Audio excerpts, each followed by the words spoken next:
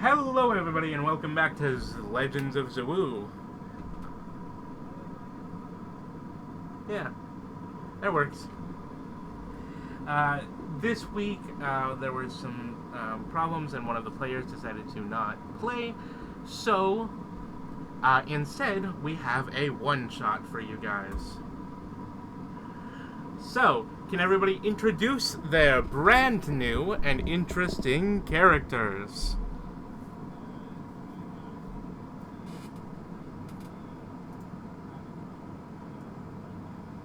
Crayon? Like short for cranberry, or?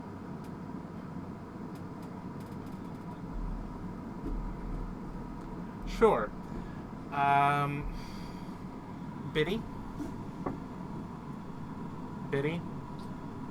Introduce your character.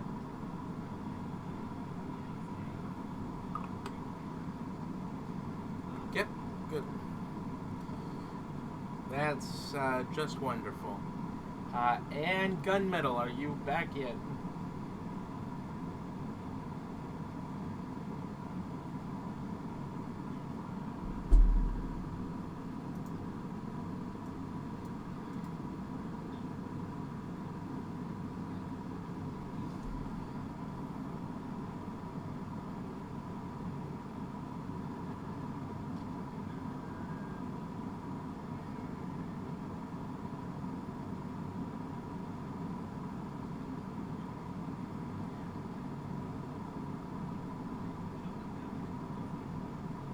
Either a pro wrestler or a fucking thing. Also, you don't have an. You bought a sniper rifle. That is dip.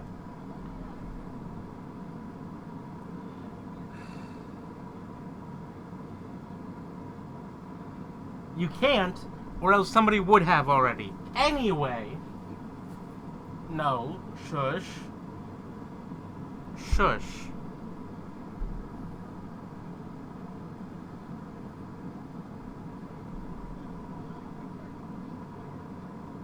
Yeah, it would. Well, I mean, your eye's not supposed to be on the thing, but you know, yeah. Whatever. Anyway, we find our new intrepid friends, our new friends out in the wilderness of the Northwest. In the mountains. There's snow falling. There are carnivorous trees everywhere. And there's a fire roaring in the barn. Our intrepid young adventurers, none of which apply to any of these characters, but not a single one of those phrases applies to any of these characters. Everybody is sitting inside the small bar in the small town of Svalbard.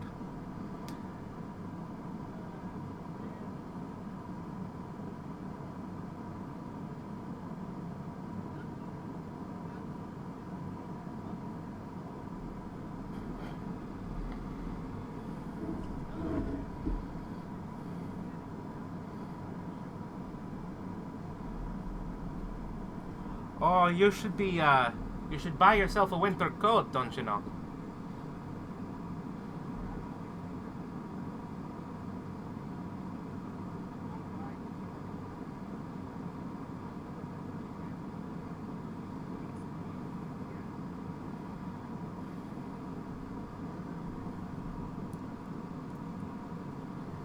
Well, you got to understand where you come from. Where you come from doesn't matter when you come over here. Don't you know it's cold up here? It's a little bit frigid. Well, you're in the mountains now. Haha, good luck.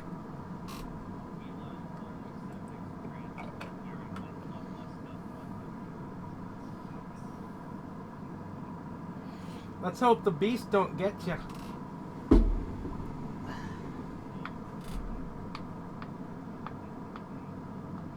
Well, you see, legend tells of these creatures. They always call a person's name in the deepest woods. And if you call back, you're lost from the trail.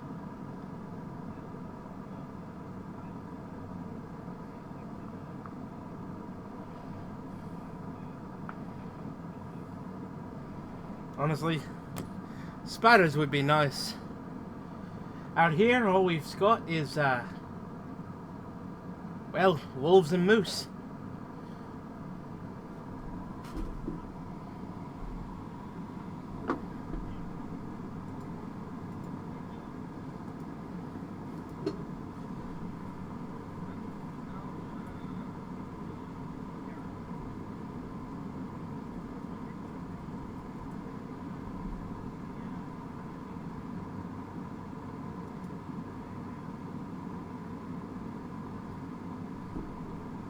Well, don't you know, you're up here now, so don't you worry about it too much.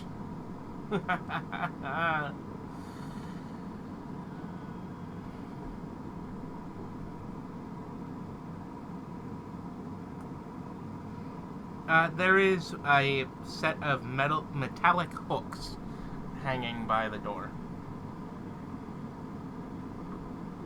There are several. There's also a bunch of people in the room. It's not busy in comparison to a lot of places you've been in the past, but it's also not an empty place.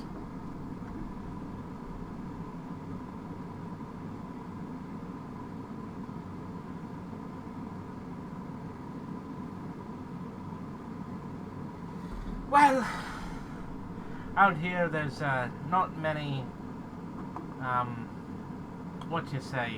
sports. Honestly, we've got one of the weirdest little sports that people tend to like around here.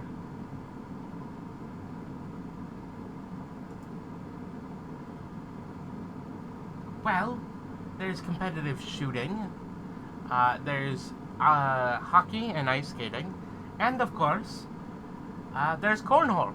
Everybody loves competitive cornhole. It gets the whole town involved.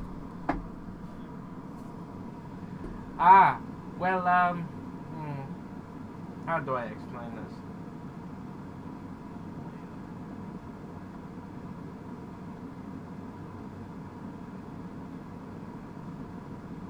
No.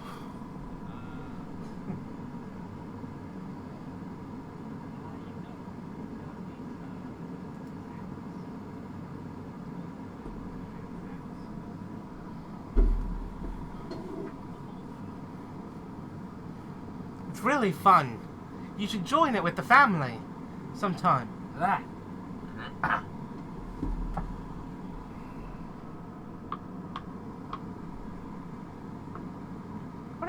What matters if it's your family?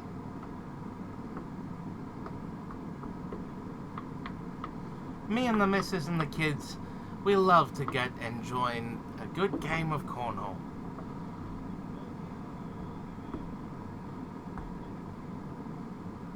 Oh, I'm the bartender.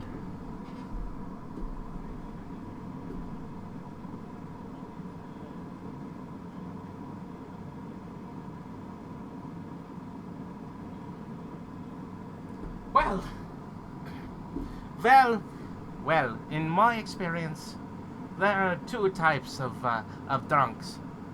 There are the chatty ones, and there are the silent and cold ones. And the truth of the matter is, it depends on how much weighs upon your soul. But you can never tell which is which. But that's what it's like up here. My friend.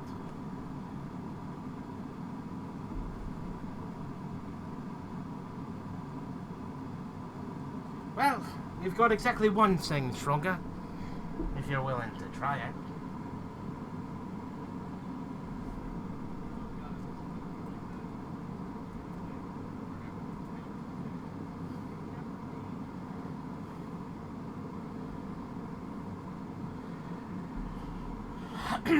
All right. Well, he like looks. The large man looks around the room. Okay, fine. And he brings out a stoneware jug that he slams on the table. It has a cork on the top and 3 X's on the side of it.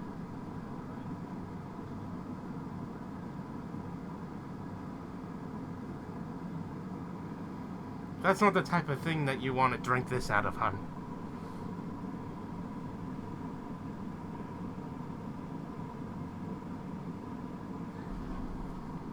Like this. He reaches down below the table and just palms 3 shot glasses and sets them down on the table and pours each of you a glass of this liquor, which smells like liquor, looks like liquor, except for one small problem. It's viscous.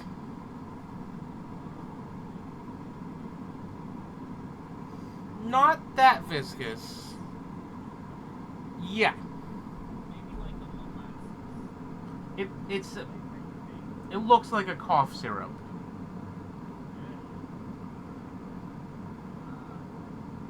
One is also in front of Gunmetal's character.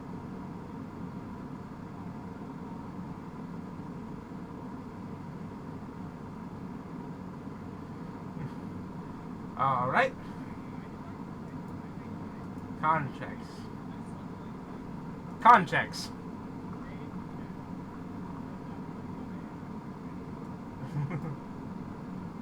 Saves.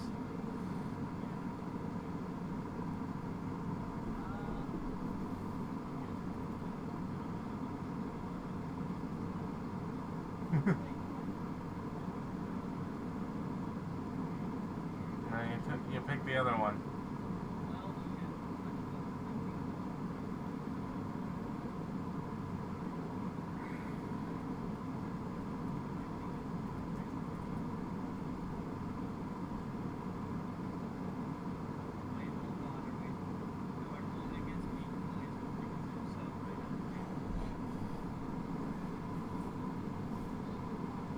I mean, technically, yes, you are rolling against poison. Yes, it is a con save.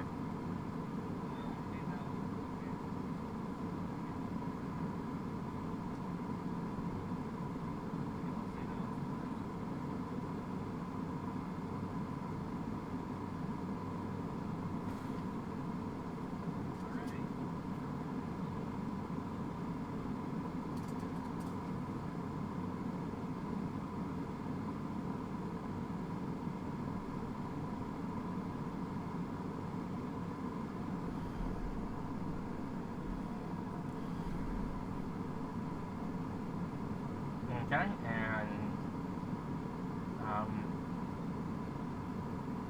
okay.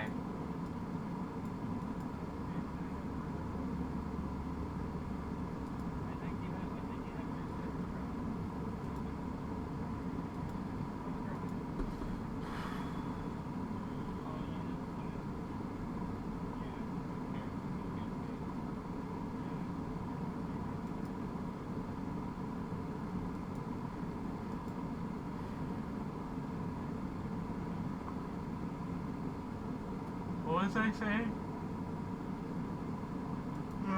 Oh, right.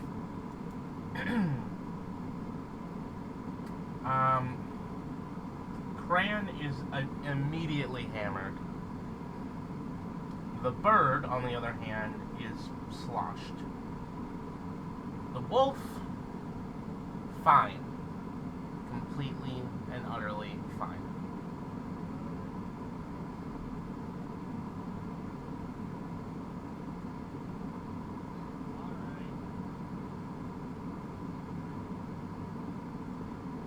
I mean, there's only one type of liquor that is better than that, if you ask me.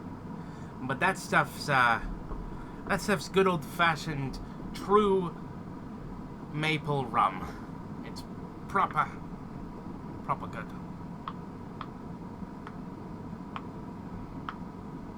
Oh, there's some folks in the hills that make it.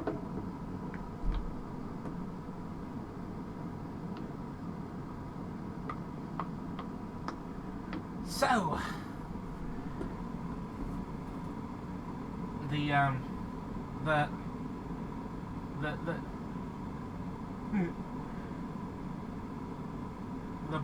the large and strong bartender leans over the table. Don't worry. Everybody tries and fails on the first try. And you just pats your head softly.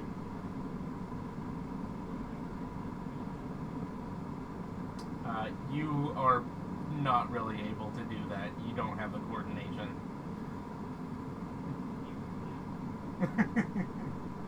You flail and fall on the ground.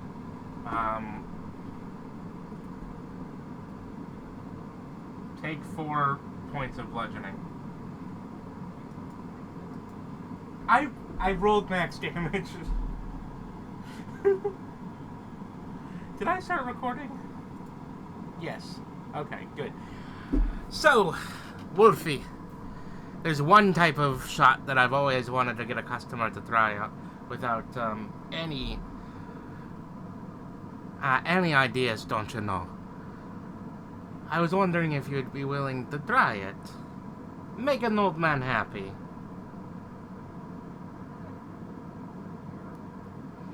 He grins. He takes out a shot glass. He slips something inside of it while covering the shot glass, and he pours another shot of liquor inside. This time it is not... he pours more rum in. But this time it is from a different bottle, and it's a lot less viscous. And he places the shot in front of you with his hand covered. Now you promise to take this, right? He uncovers it, and inside is a salt-covered 100-year-old toe. There is a toe.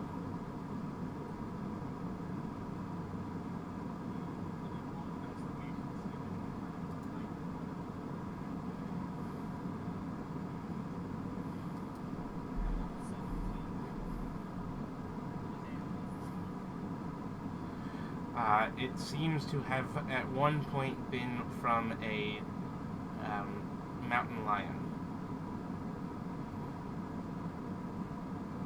An anthropomorphic mountain lion.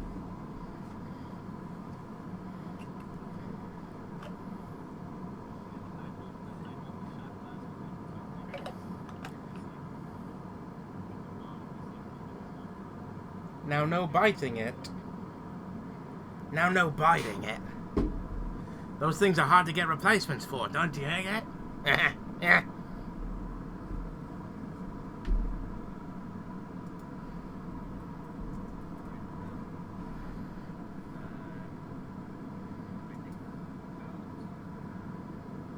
No, you're supposed to kiss it.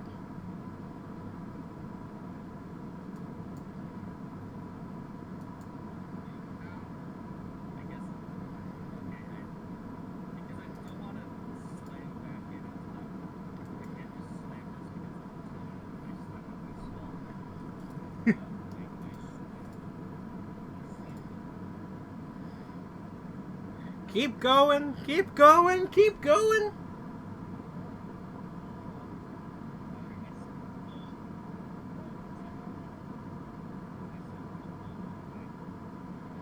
Ah! He did it!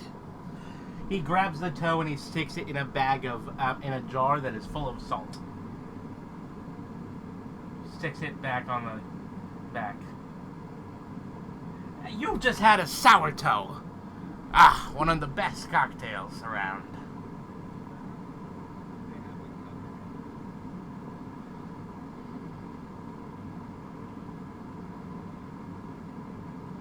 You might want to take your friend to go to sleep, or maybe I can take them into the gutter.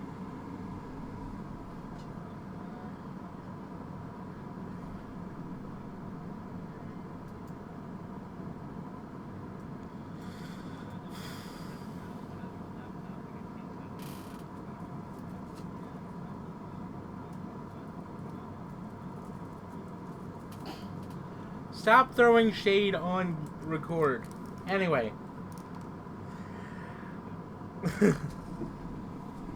The people out there aren't? Are they? Are they our friends? Did I not know about this?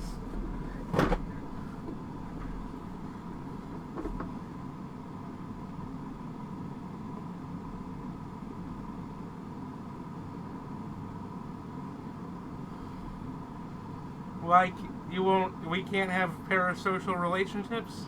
Dang. That removes all of my plans for how to make more friends.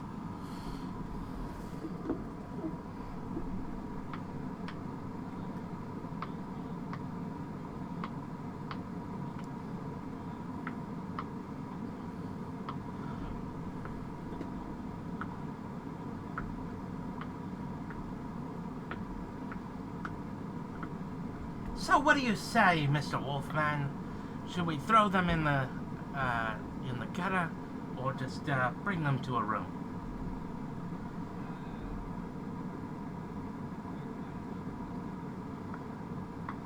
Okay. That'll be 10 gold.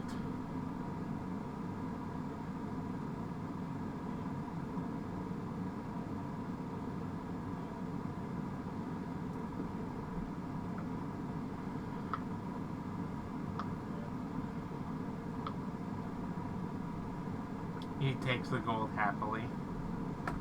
He also gives you another drink. It's just a beer.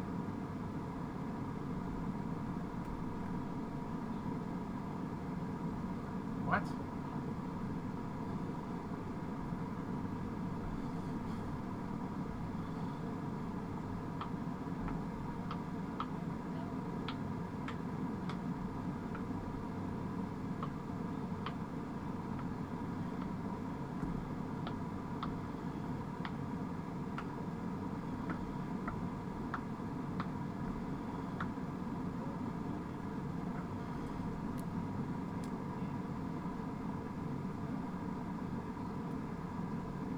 Do you drink your bar? Do you drink your beer? Well, he just gestures at Barley to take you to your room.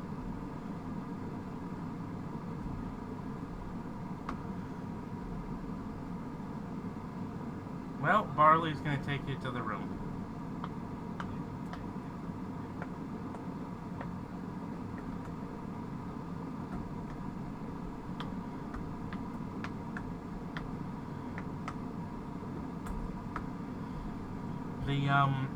There are 3 rooms at the top of the stairs.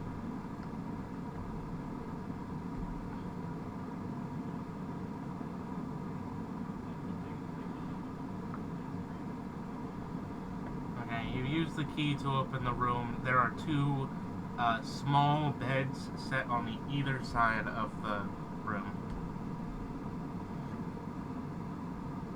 You place Cran on a bed.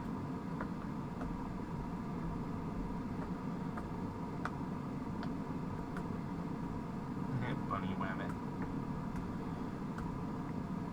Wascally Wabbit.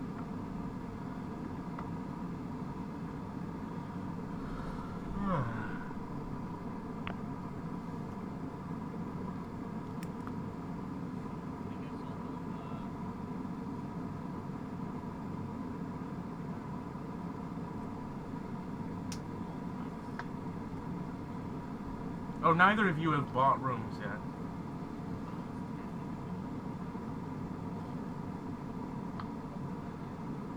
Yeah.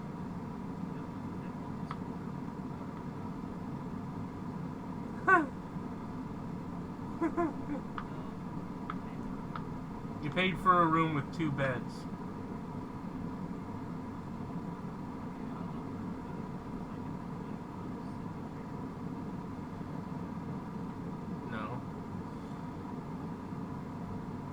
Garuda is not passed out. Garuda is annoying drunk. Garuda is a woo girl.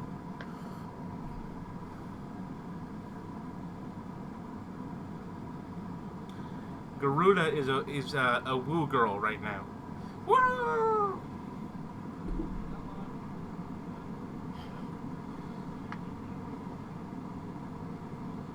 You can always sleep in the gutter.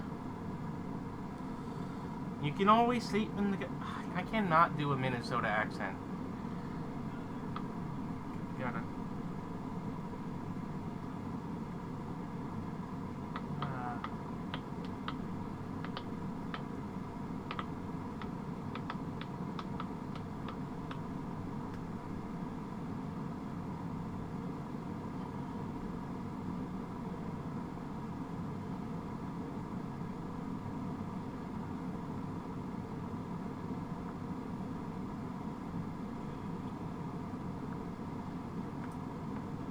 Does Barley manage to fall asleep in a chair? Oh, so you just sit in the chair and watch your friends. You sit in a chair and watch the people you met less than an hour ago.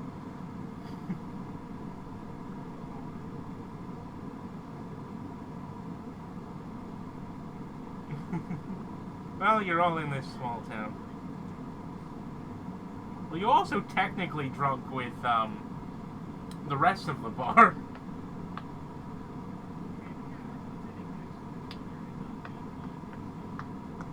Well, that's where the bar was. There were only 3 stools at the bar.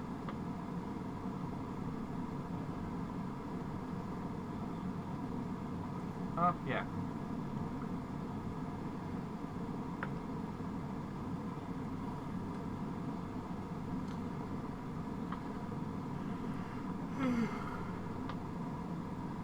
Ah.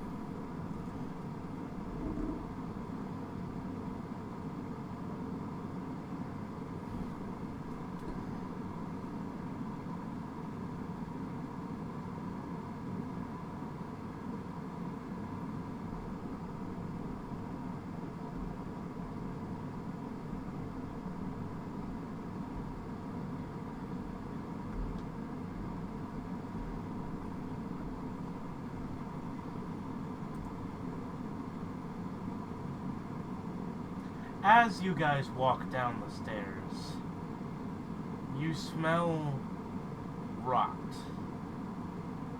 The walls are different, and there's no fire crackling down there. You walk through the door, and around you are splatters of blood. Everything is covered in blood. All the furniture is broken, and the bartender lies in the center of the room, his heart pierced with the leg of a chair.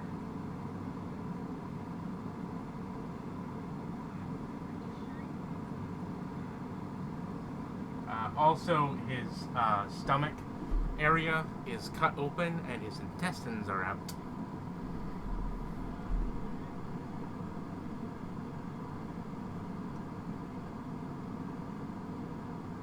You look around, you find it, but it is covered in blood.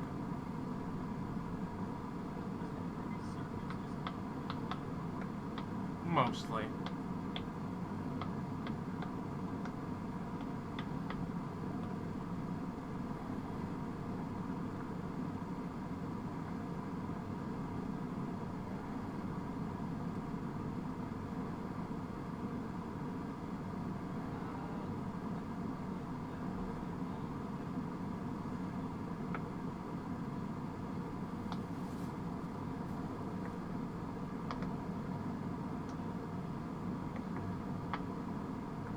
Oh, almost all of it.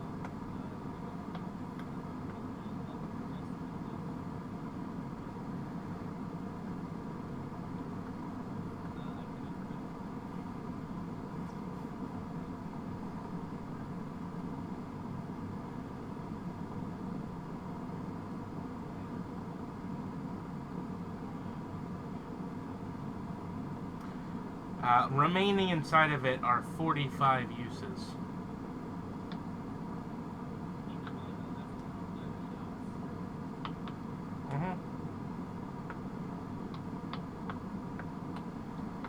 It's a large jug, but not very large.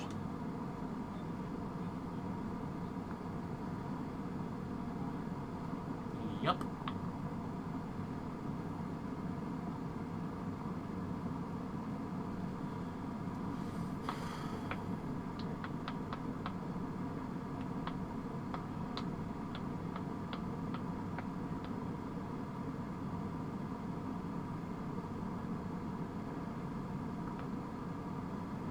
Go ahead. Roll investigation.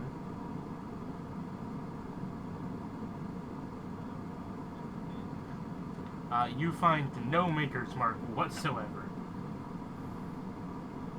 It does have those 3 X's though.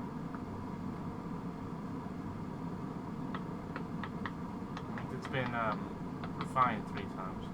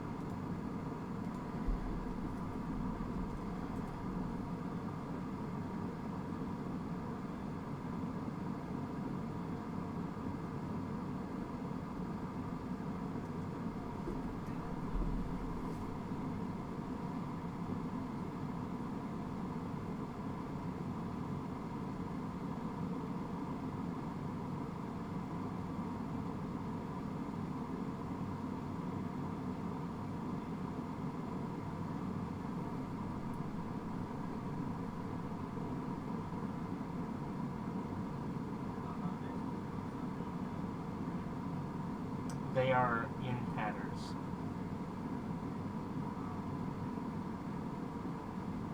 Yes.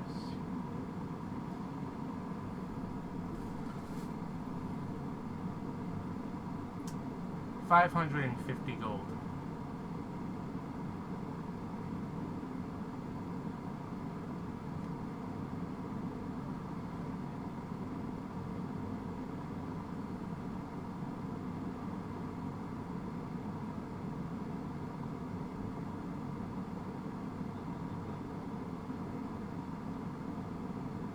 Okay.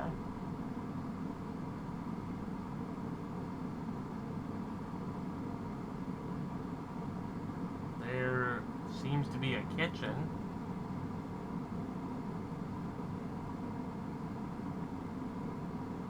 there are plenty of alcohols. There's not a lot. There is the alcohol you would find in the smallest town fucking bar. I'm not sure there would be wine, but whatever. It's a small town bar.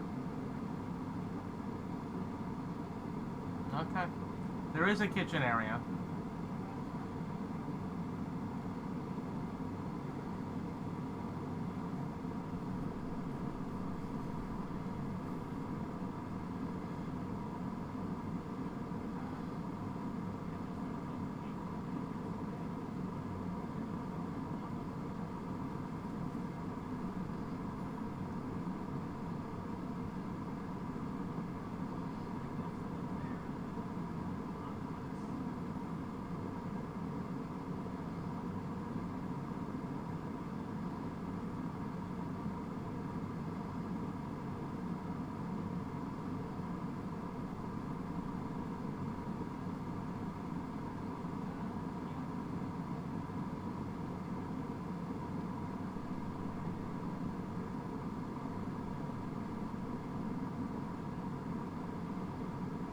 Okay.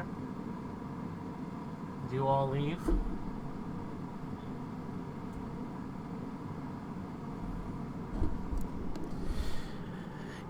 As you walk outside the room, you see that the rest of the area is littered with corpses. There are intestines hanging from the lamps, and everything is gone awry, and there is blood in the snow. Across the street, there are several small-town police, and they yell at you, "Get on the fucking ground!" What do you do? Alright. Is that an attack roll or what? One sec, let me just check my notes.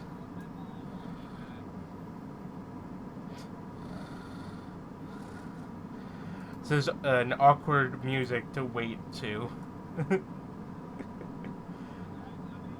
But it is good combat music, right? This is great combat music.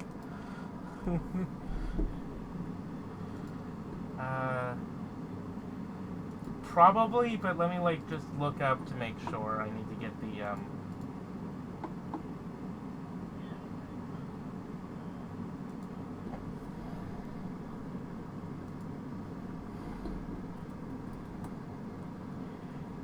The police said, "Get on the fucking ground." That is all you know.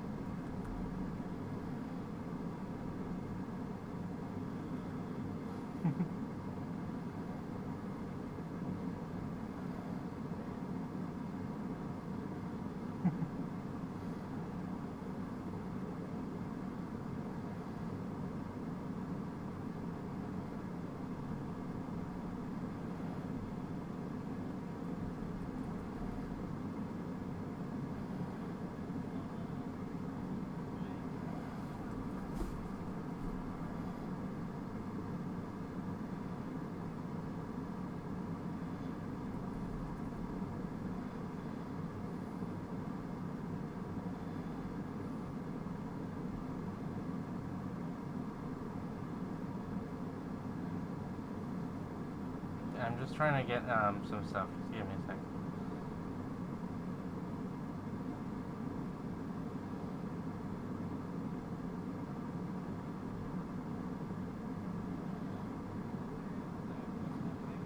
Nothing yet. Give me a second.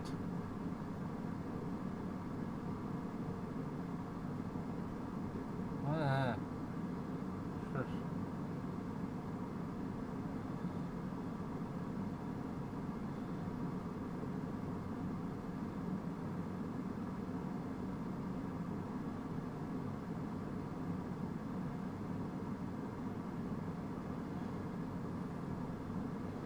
Alright, yeah, your Eldritch Blast missed.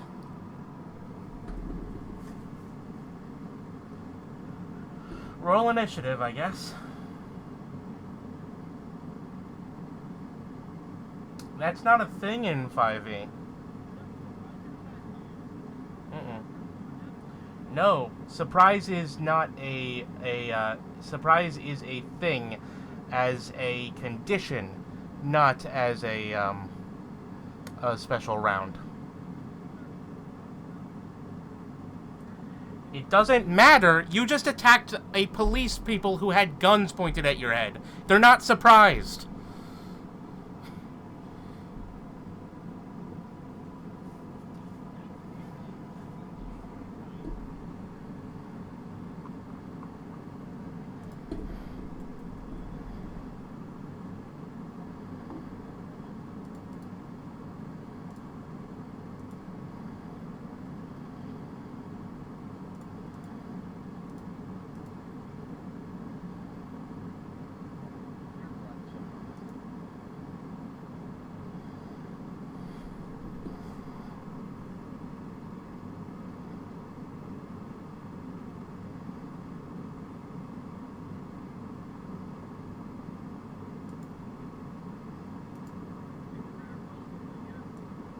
Yeah, go.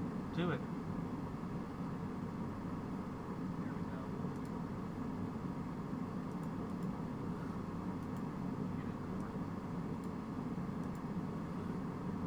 You get pissy. That's not order. Whatever. Whatever.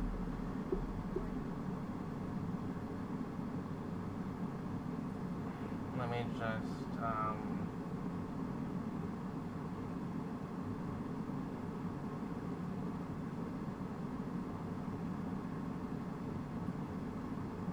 initiative is just Dex, right?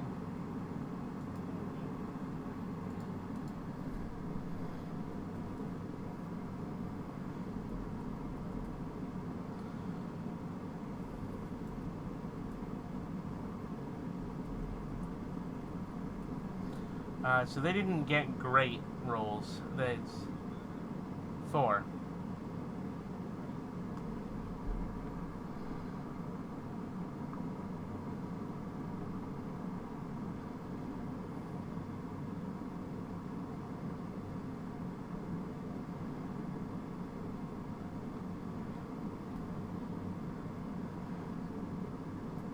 Okay. But you... Yeah, they're right there.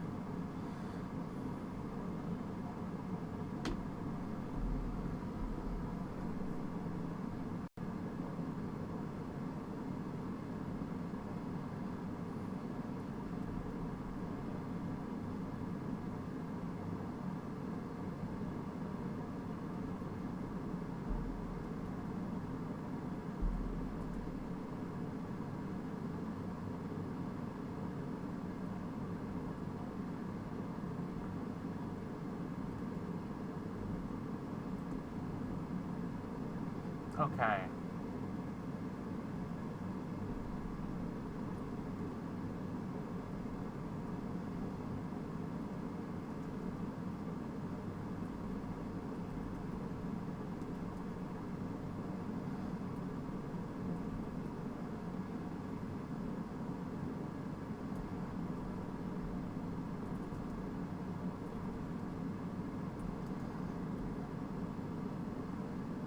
Cool.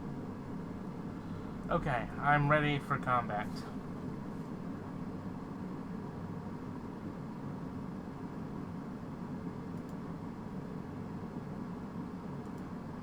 You're right. Let me just...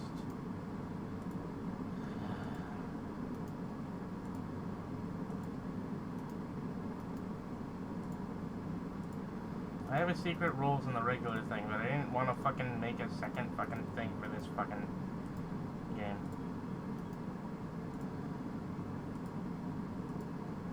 Well, no, each of my things is a different thing so that I can remember all the data.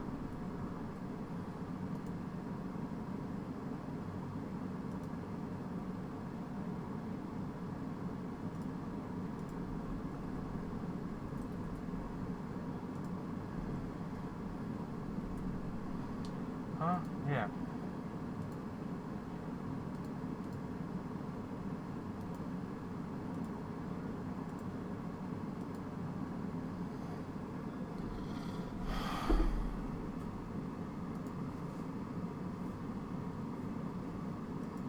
did you put the numbers like that? That's annoying. That doesn't matter. Oh, whatever. Why does it matter what order they... Oh, whatever. Just go. Hurry up. You're fighting the police.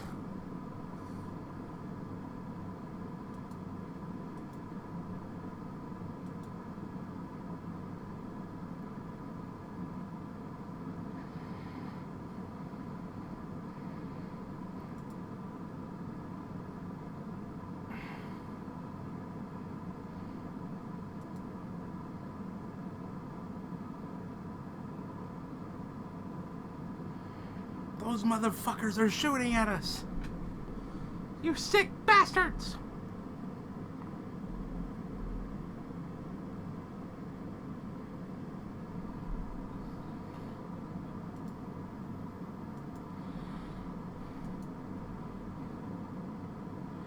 You bastards need to get down on the fucking floor and explain this shit!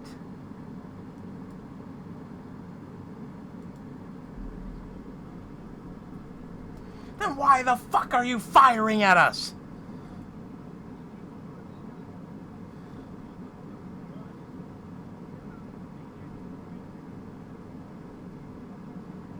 We're the fucking police. You're the fucking outsiders here. Look at the massacre around you. What do you expect?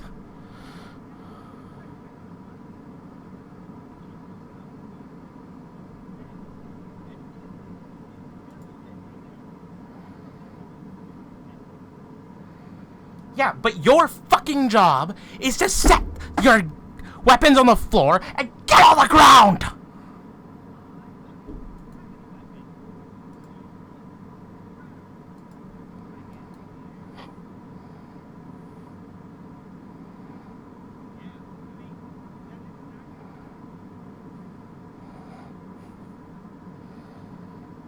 You know what? Fuck you. Let's see.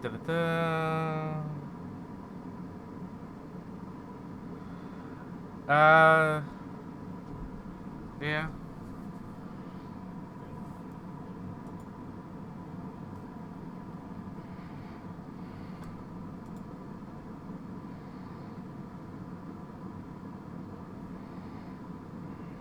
They're wearing studded leather. You can't heat the studs. That's not how it works.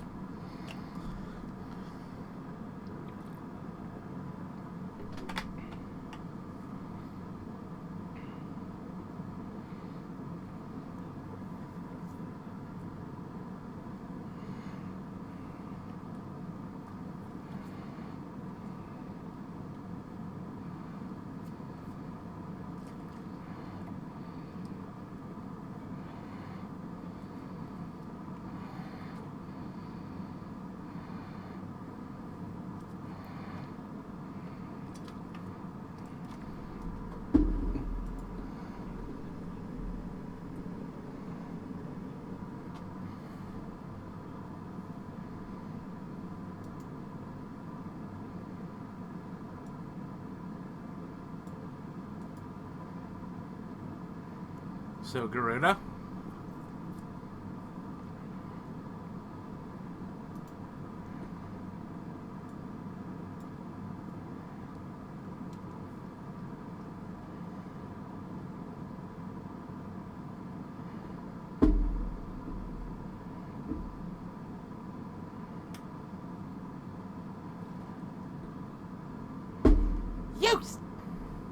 You sick bastards need to get on the fucking ground!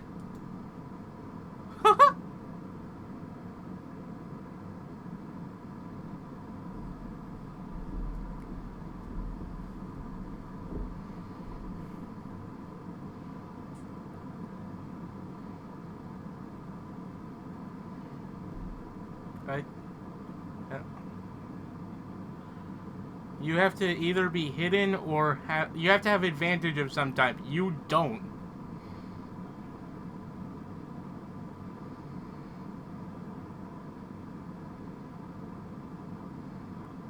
It's not going to be in this case. I assure you it is not going to be in this case. Because that's not a sneak attack. I know. Yeah, I know. But, like, things that give you advantage are stuff like they're distracted or you're hidden. Not like...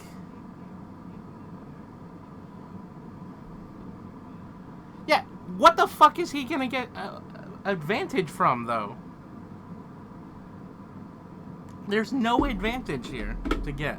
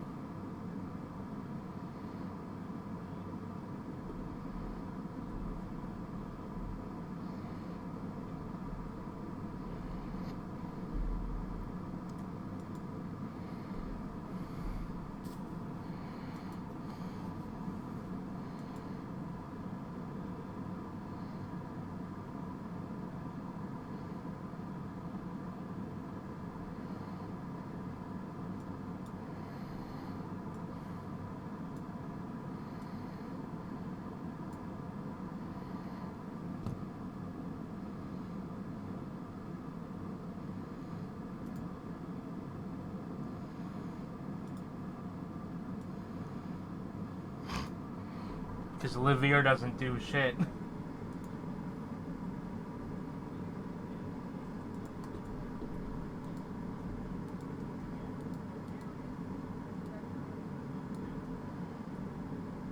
Still could if he wanted to. For what? A 14?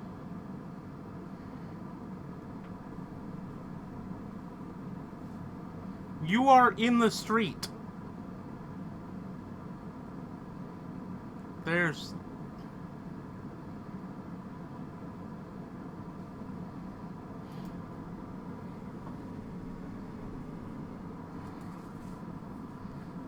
The only lampposts around are all covered in intestines and gore. I don't think it would. They're also, like... I...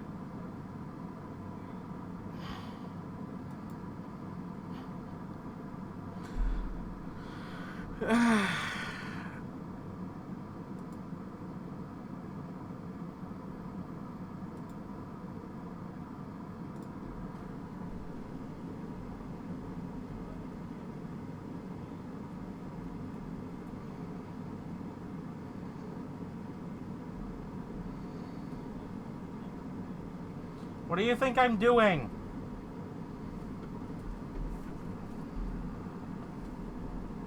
I'm trying to figure out how to get this to roll. Oh, no, I just don't have the dice bot in the dice channel.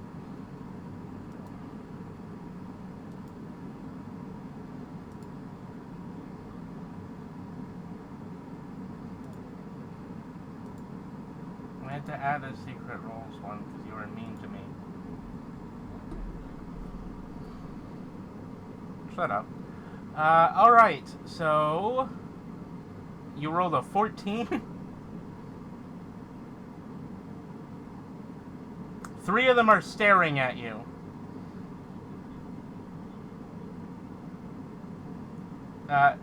Garuda, 3 of them are staring at you. One of them knows exactly what you are, and is looking right into your eyes.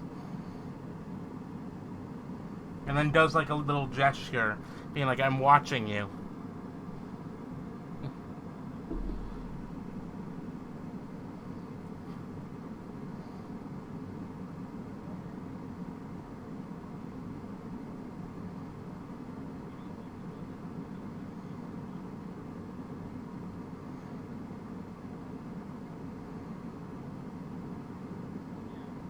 No.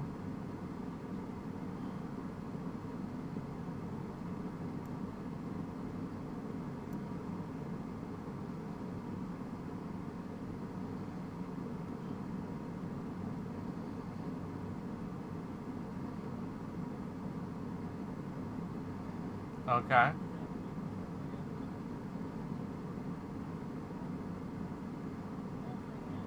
Gunner removes some of the stuff, yeah. It, no? No. Yeah, that's the thing.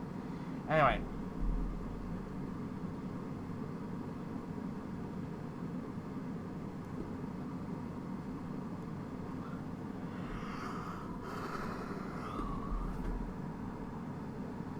You can try.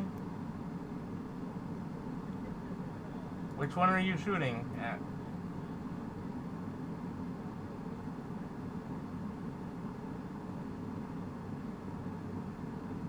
Okay, go ahead.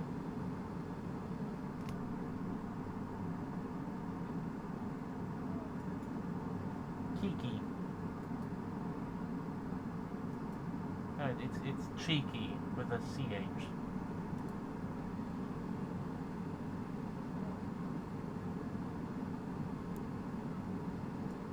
Alright, go ahead. Roll for damage.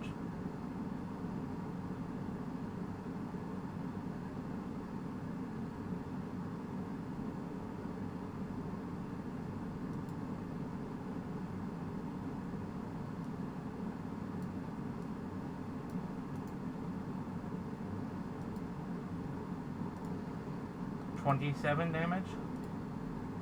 That's a lot of damage. 27 you said? Okay. Yeah, but without sneak attack? Well, no, Garuda didn't have sneak attack, so...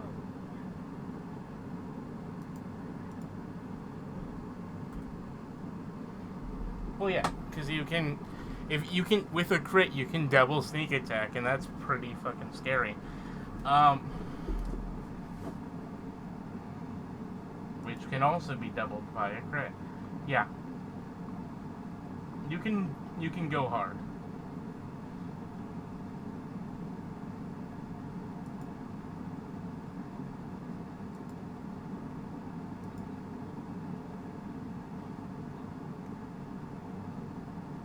Alright, so next up, hey, you fucking shot me, you asshole! The officer moves forward and points his gun at you.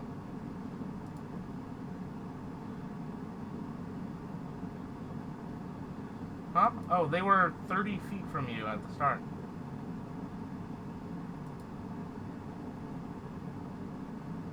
He walked about 20 feet closer.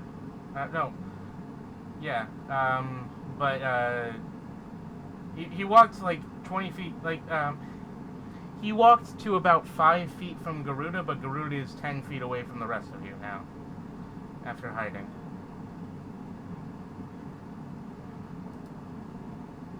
They have a thing that gets rid of that. Gunslinger.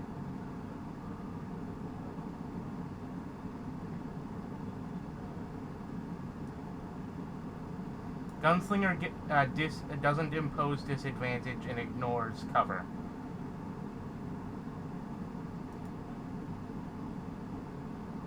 Yeah. These are not characters.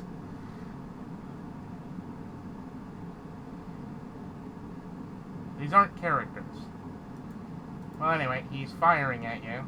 He's firing at Garuda. So...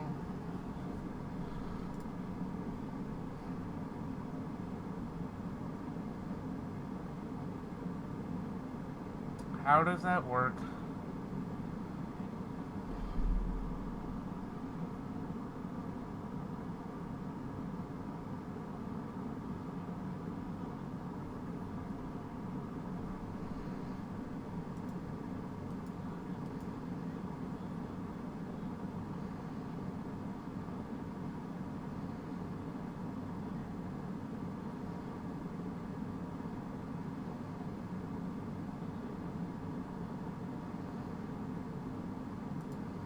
Okay.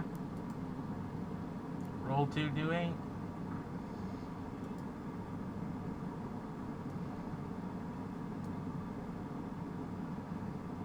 Okay.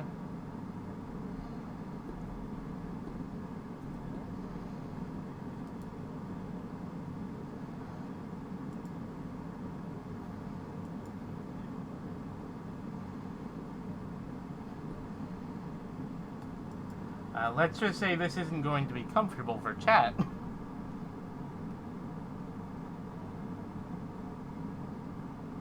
Garuda, yeah.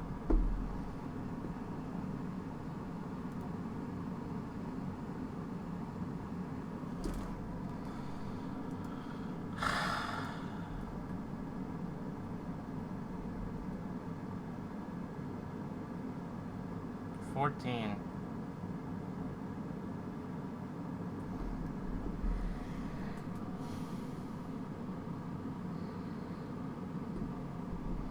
Cool.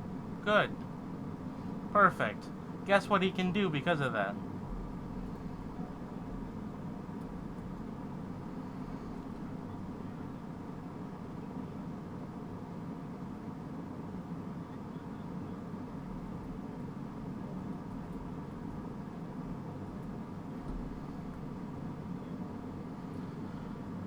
$15 to hit. Garuda, $15 to hit.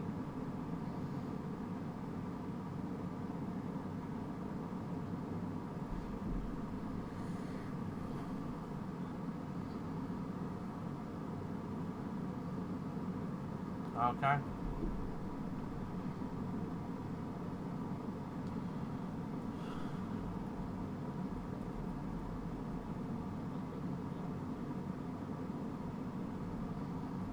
Probably.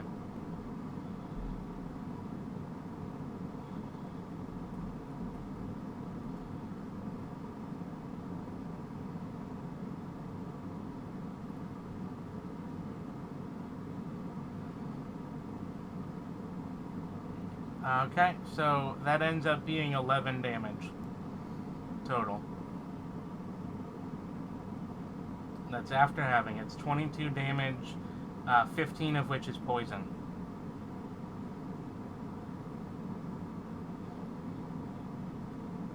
Yes, I did.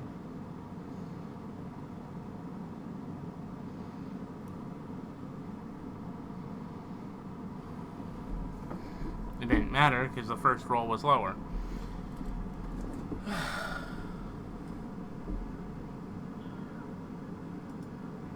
You're shot and poison is rushing through your veins.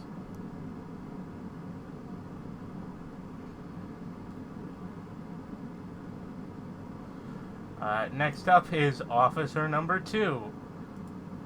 You shot Kenny! Fuck you!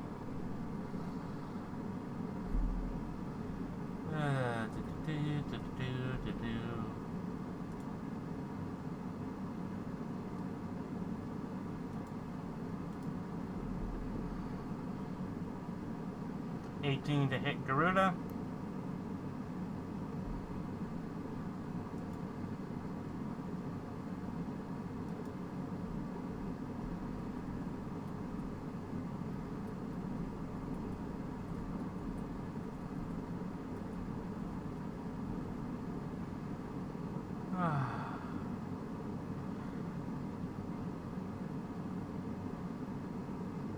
$17 damage, 10 of which is poison. The rest is piercing. 7 piercing, 10 poison.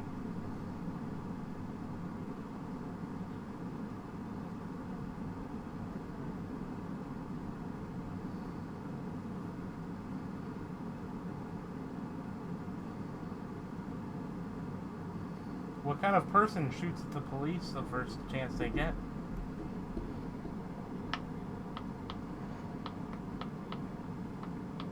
Not in like a small town.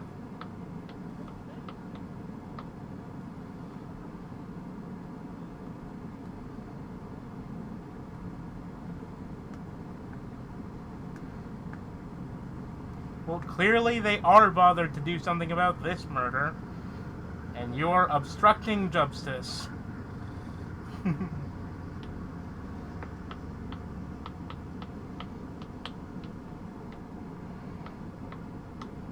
Alright, so that's it.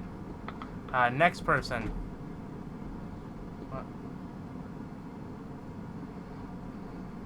Yes.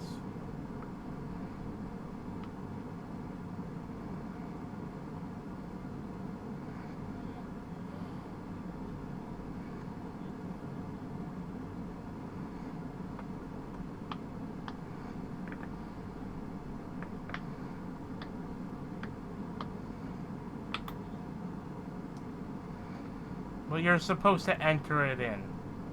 Anyway.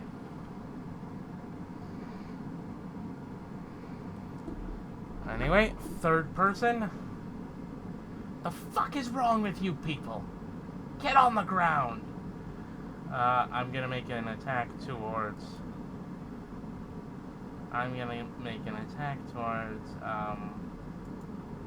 Barley.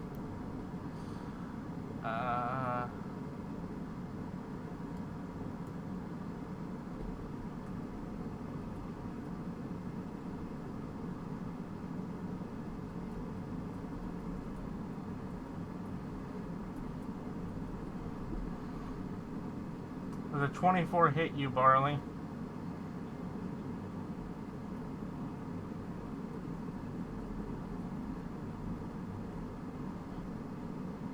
Does an 18 hit you, Barley?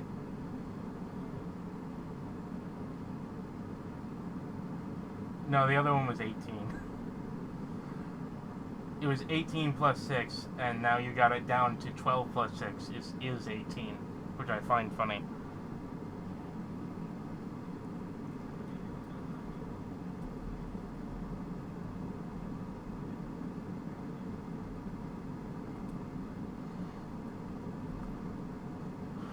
Can you shoot a...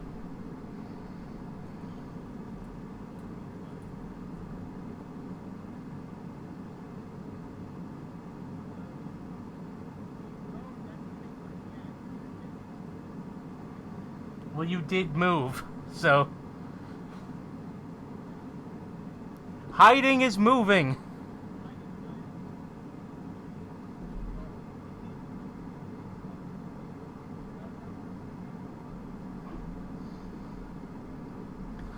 You literally did the opposite of what you should have done to do that. Anyway. It's 7 piercing, 12 poison. That means it's 6 poison. 13 damage.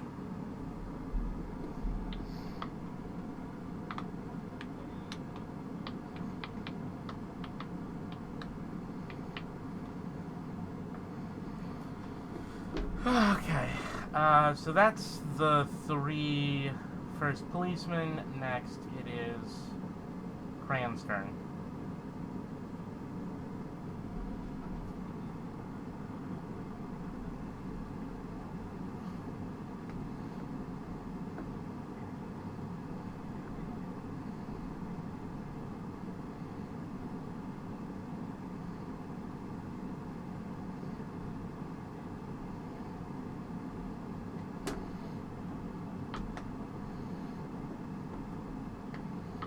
I don't think you'll get that ability with Hexblade that quickly.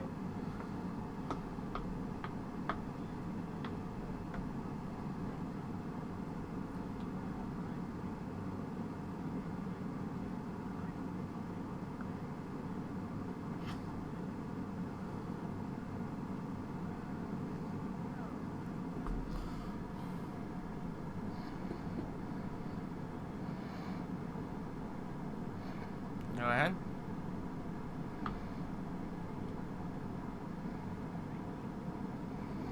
$19, I think, should hit. Yeah.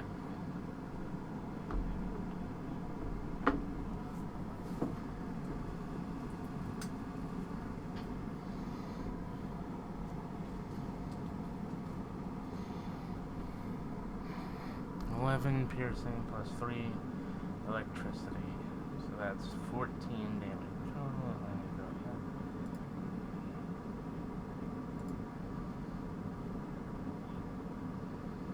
Oh, 8 does not hit now.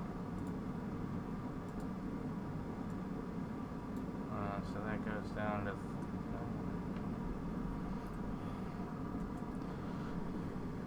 Alright.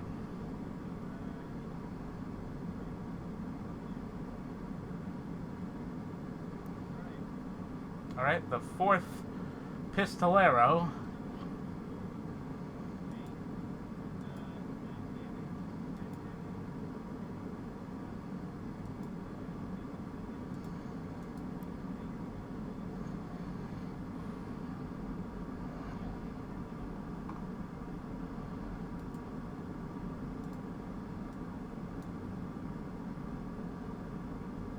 Okay.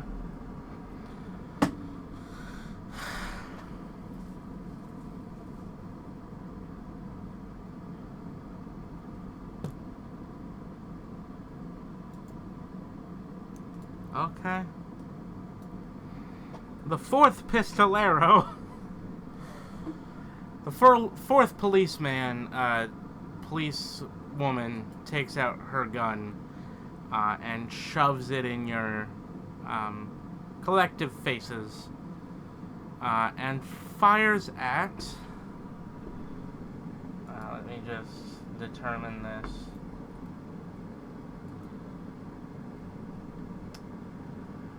And fires at Crayon. Fires at Crayon.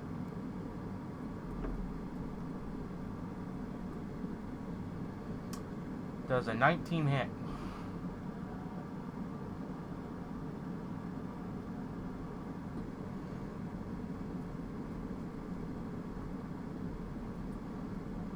Four piercing damage, 19 poison damage. Yep. He rolled almost max damage on poison and min damage on piercing. I mean. Yeah.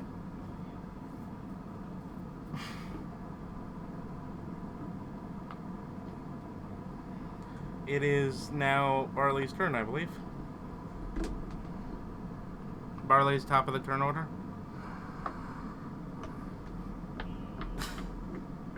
You, spleen. I don't think I will. I don't think I will, you damn bitch. You heard me.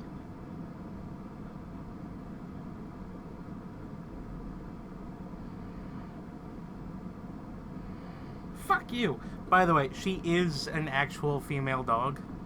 Of course, she is.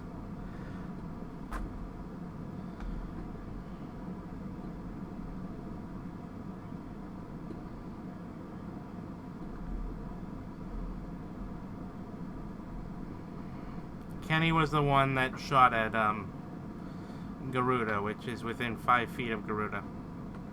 Or about within 10 feet of Garuda.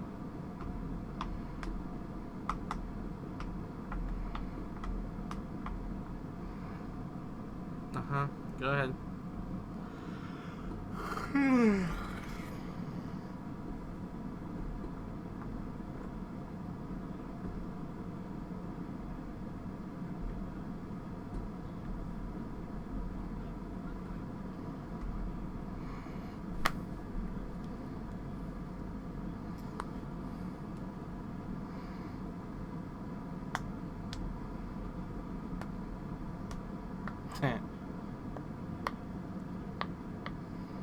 Yeah.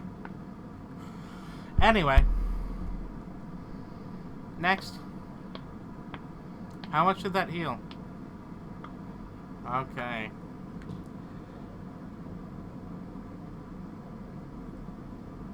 Next. Barley, do you have anything else to do on your turn, or do we go to Garuda?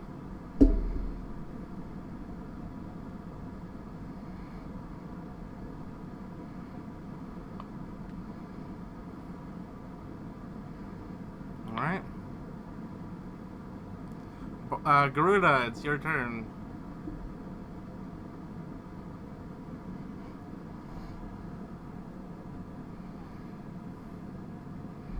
Fuck all.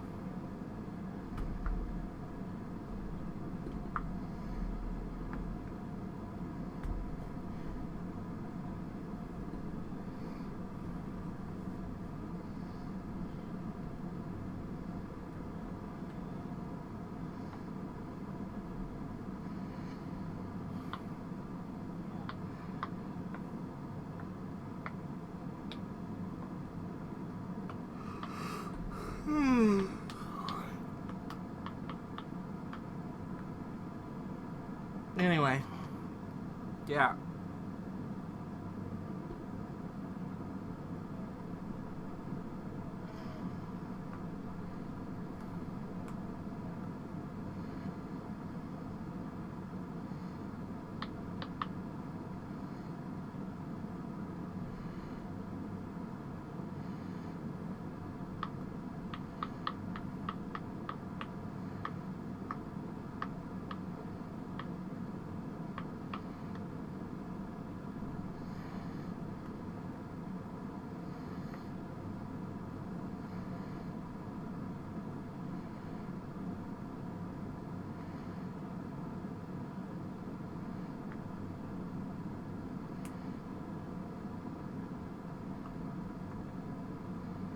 The one that's closest, Kenny, or somebody else?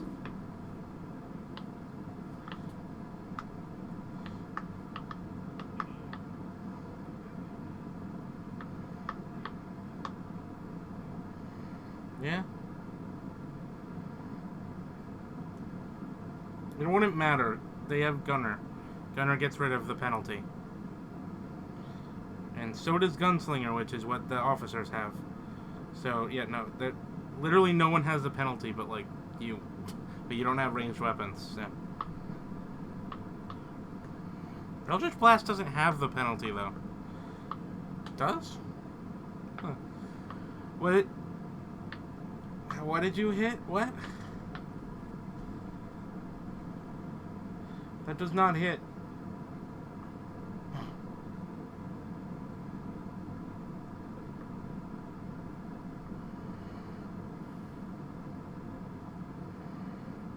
Next. Yeah, okay. Kenny's just... God fucking damn it. Fuck this. Huh?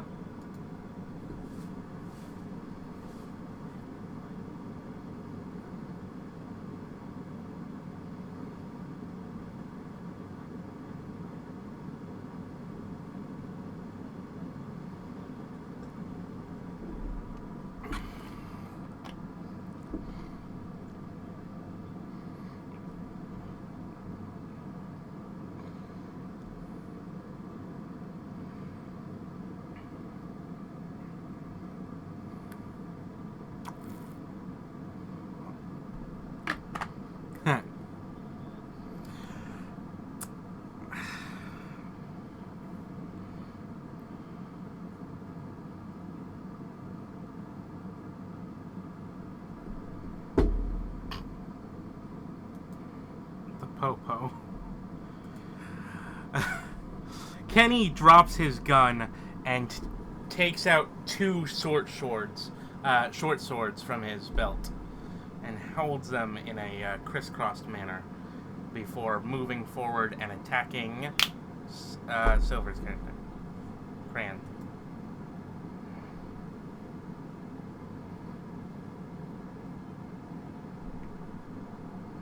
Well, he let go of the thing anyway, so it doesn't matter.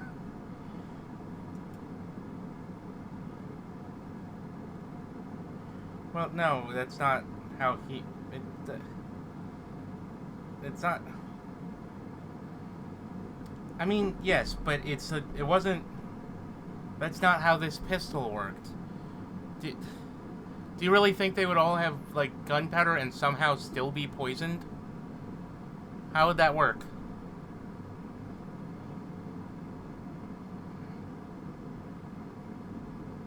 And piercing?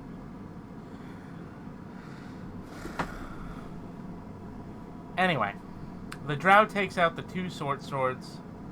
Not the drow. Kenny takes out the two short swords. And he just says, "Fuck you!" And then begins swiping at you erratically. Okay, so I just need to do you. Yeah.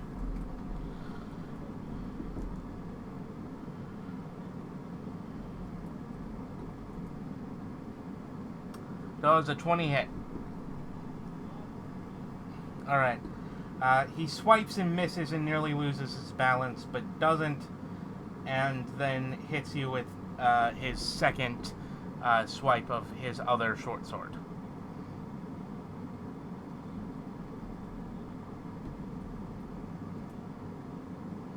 Nine damage. 9 piercing.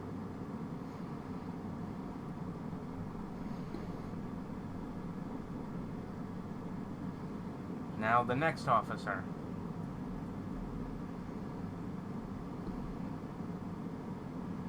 The next officer is shooting at...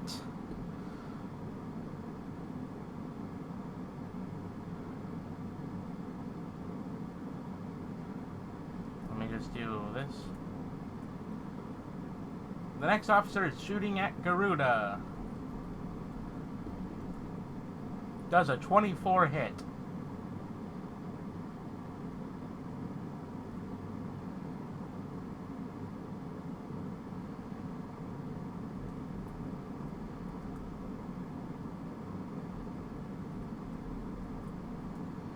That is... Oh, God.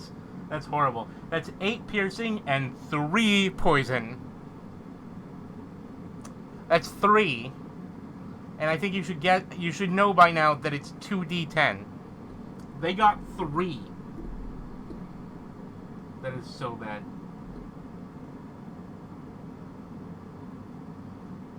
Okay.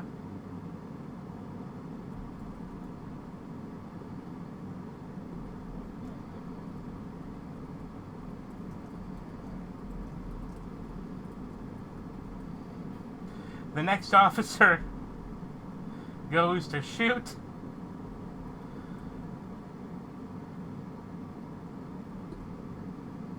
Does a 21 hit.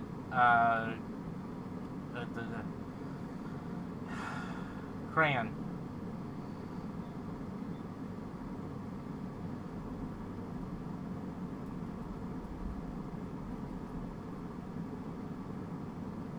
Uh, 10 piercing, 14 poison. Kenny wipes his blades off and just stares directly at you. Barley. Now, yeah. Now Barley, no, it looks at Barley. Now, do you want to give up, or do you want to go down?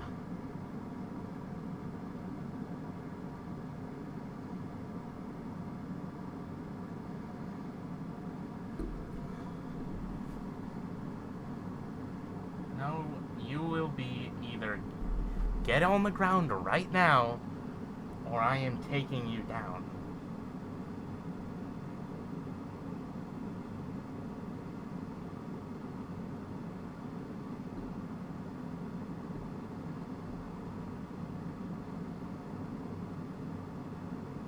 All right.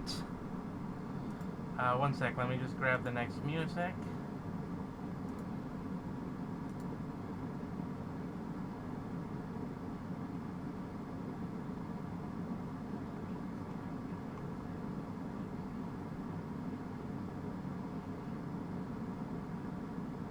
I mean, they were CR4. You could have won. I know.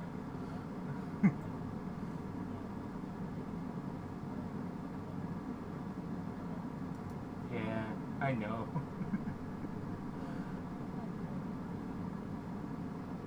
Yep.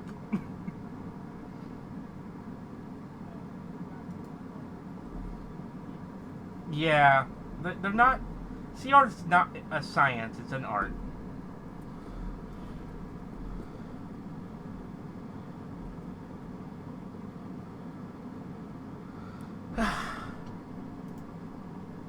You all wake up in the basement, in cells. Each of you is...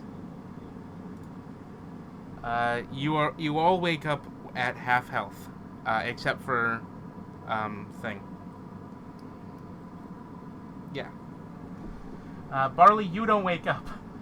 You remember being led into the police station, taken to the downstairs, and then just put in a room with a chair. and you've been there for a long time.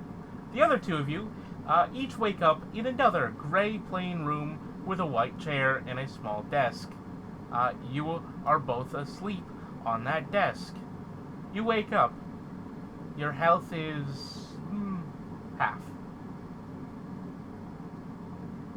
You each have someone in front of you.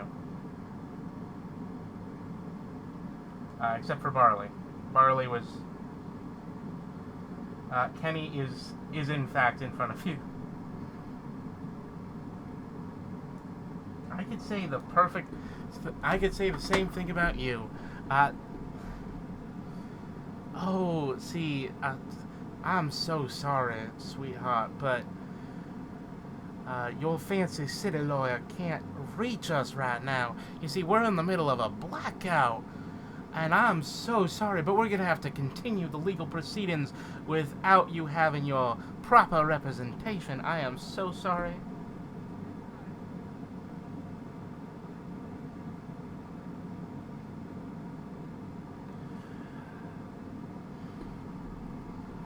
I mean, I could provide you with representation as it legally shows in our state constitution, but small problem with that, the only people who are available to help you out and be your representation also happen to be on the jury and also happen to be good friends of mine and of those who happen to be unfortunately dismembered and unalived recently.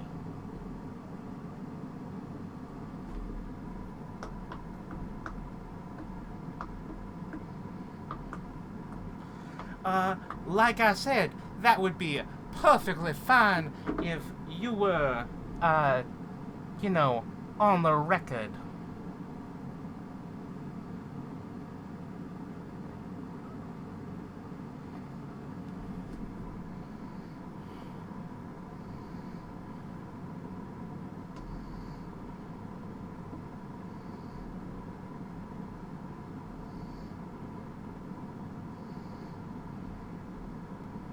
Little thing about that, none of that actually matters in a town like this. People, your kind, disappear on the trails all the time. No one in the town will ever cop to have seen you ever before. You'll just go away in the wind.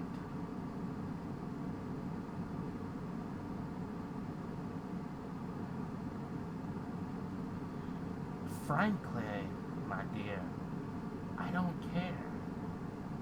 Because by the time anyone notices you're missing, it will be a long time from now. And if, for example, we were to try to do some sort of, extrajudicial proceedings, you would be long dead, and your body, well... your body would be gone.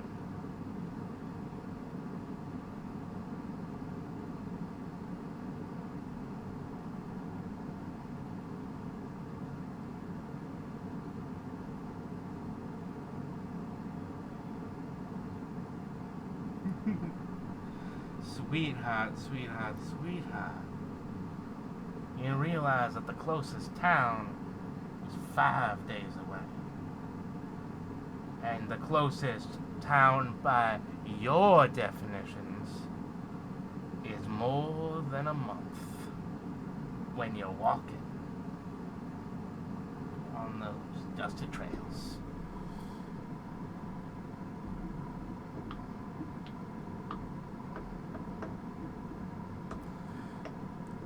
How fast do those fancy automobiles tread upon the mountain trails?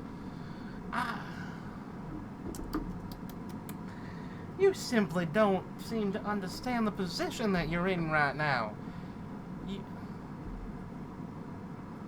You are completely within our power. I do, and I can. use it.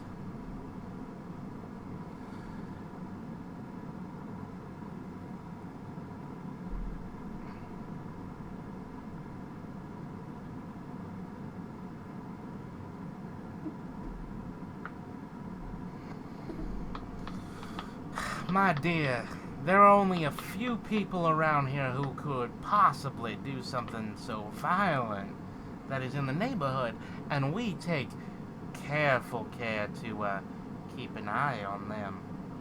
You see, in a neighborhood like this, you can't just get rid of that criminal or whatever element. Instead, you simply have to, you know, show what the world may be. You have to know people. And in my line of work, I know people.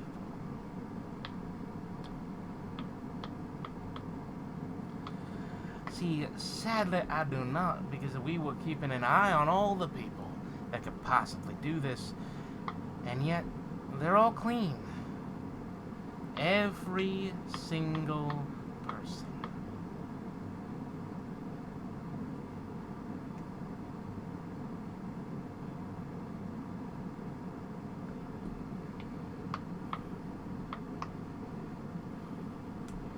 Do you really think that we are that stupid,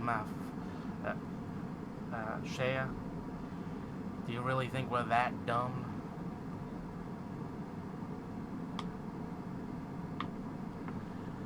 Of course not. We keep an eye on our own organization. That's just good business. Outsiders like you.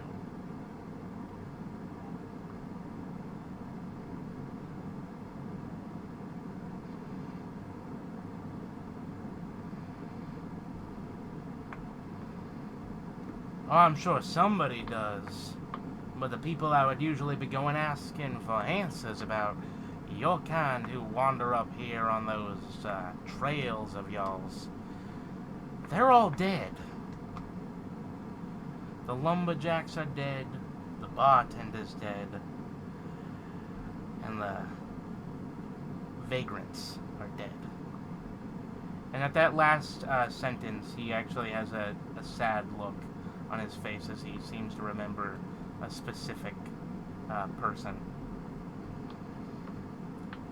There are too many deaths, and frankly, I can give you two options. Do you understand? Will you listen to what I have to say, Shea?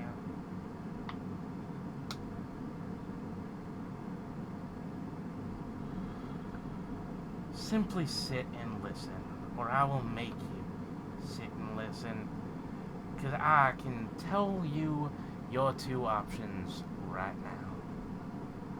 And each of these options is being given to your little friends out there. Do you want to hear it?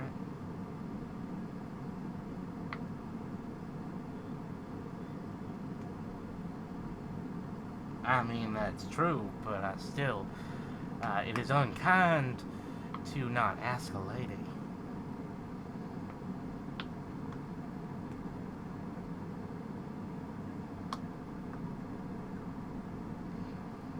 Well, here's the deal. You come in here, and the instant you are gone from public sight, and none of our officers are on the ground, there is death and destruction, and our town is littered with the dead. Of course, you understand how that can look, and of course, you come out immediately after ransacking a poor dead man's livelihood, not even thinking about his wife and children.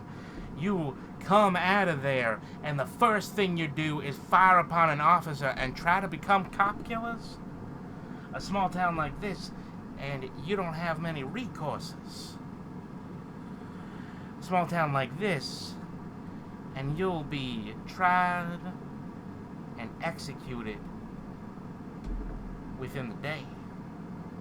But I can give you a deal.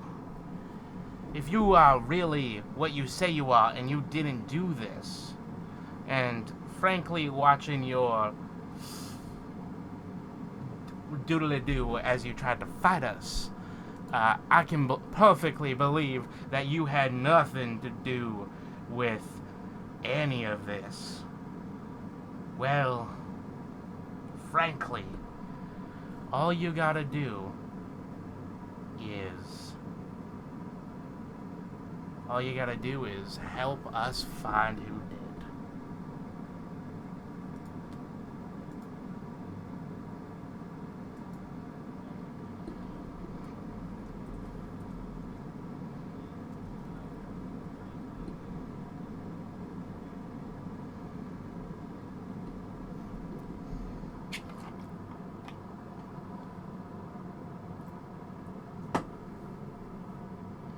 Yeah, that's the long and short of it. Your friends are being given the same options, and if they don't take it, well... But they're much more agreeable to you than you.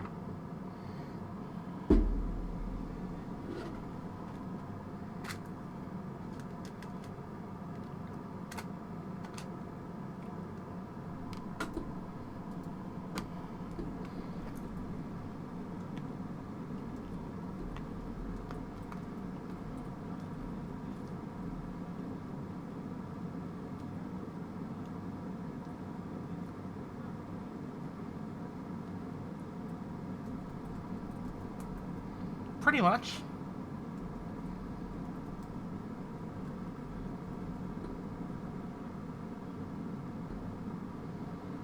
Well, it's most likely that it's not going to be happening in my town next time. But you never know.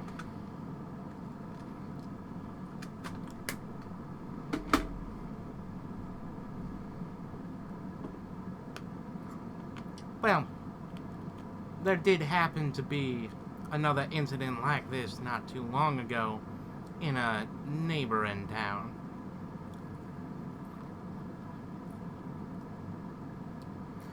It's actually the one that's 6 days away in the other direction, the direction you came from. Although there may have been incidents from those little things that they like to pretend are towns, but are really more like outposts. Because frankly, if your town doesn't have a diner, a bar, and a general store, is it really a town?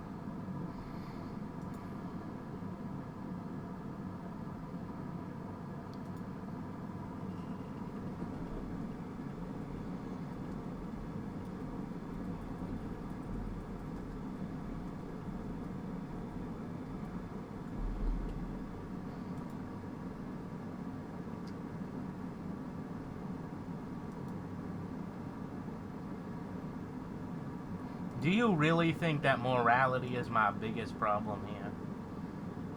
He grins wide and his sharp predator teeth shine yellow in the light of the room.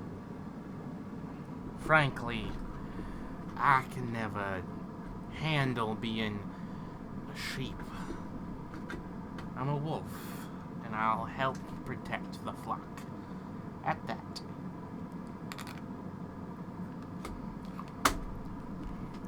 Oh, I don't need to protect the pack. The pack are my fellow officers. I need to protect the flock. The flock are the, the civilians.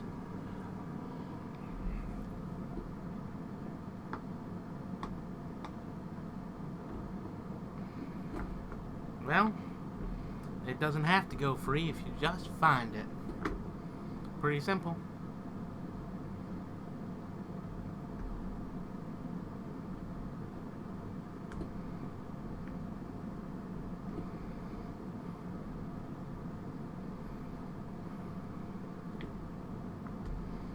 Fine. He gets up and pushes his chair in, and he's just like looks at you. Do you want a coffee? Okay. He walks out the door and closes it behind you, behind him, and leaves you in the room alone. Yeah. In the next room over, Garuda is being interrogated as well, but with a very different officer. Hi! Hello! How are you doing?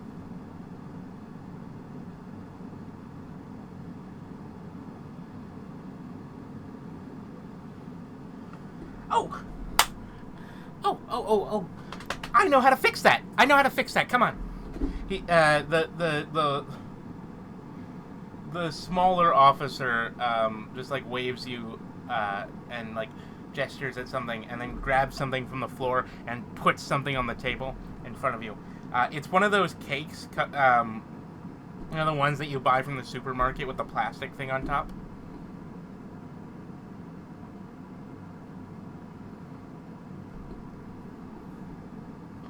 Nope. It is a perfectly normal cake. It is,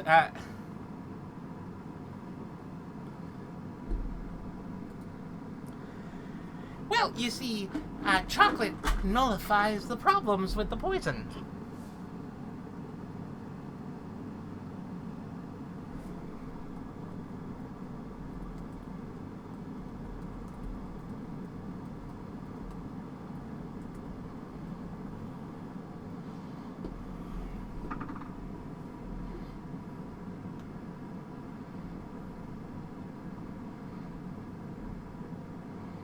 The officer sits patiently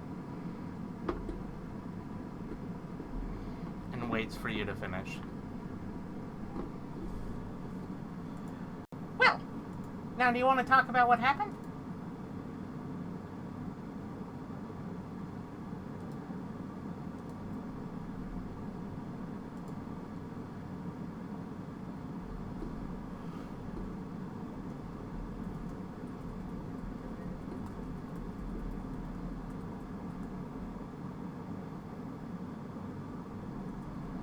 Oh, don't you worry about that. Don't worry. Come on, be happy. Look, listen, here's the deal. You and I, we both know you didn't do that, messy thing outside. You didn't hurt our friends. You're friends too. Come on.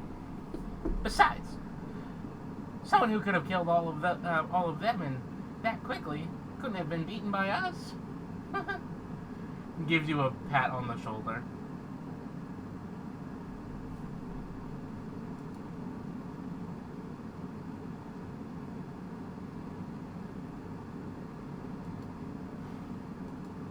Hello? Alright, well, I can switch over to the other character.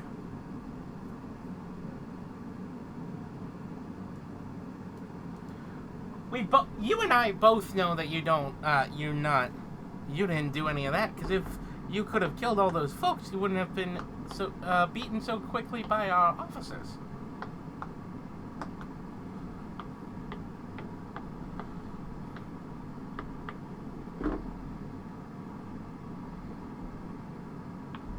Yeah. Well then, perfect. Here's the thing. Little bit of a problem with your services. I know you normally would probably want to be paid and all that sort of stuff, but at the moment, your life is kind of forfeit because currently there's about 50 to 100 people who want you dead, and if I was to just let you go, you'd be lynched by the mob very, very quickly. So, instead, how about this? We'll do a deal, you'll help me out, I'll help you out, we scratch each other's backs and we're all fine. All you gotta do is help me find and kill whatever motherfucker did all of that bloody work out there. What do you say?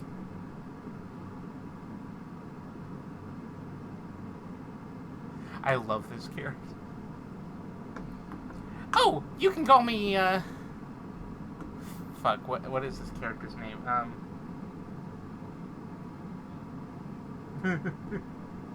They're mostly like dogs. God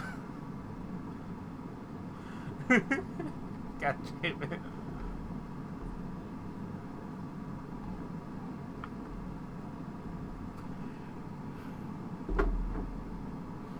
Let's say Bethany. Her name's Beth.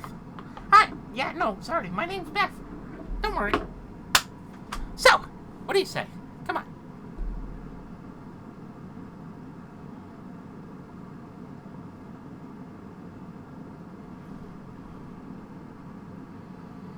What's that?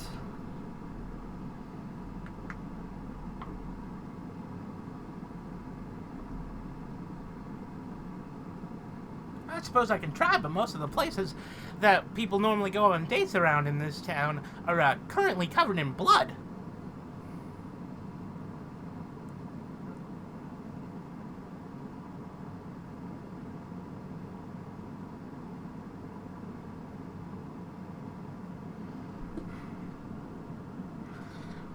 Well, I suppose if that's the cost of doing business. Don't worry.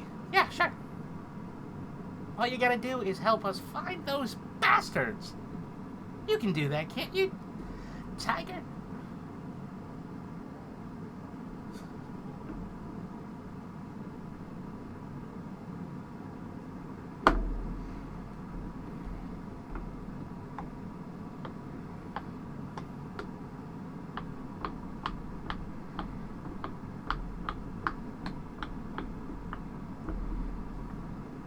She wraps her arms around you. Of course, and just gives you a big hug. Although she's like small, it is very strong. And then she just walks out of the room.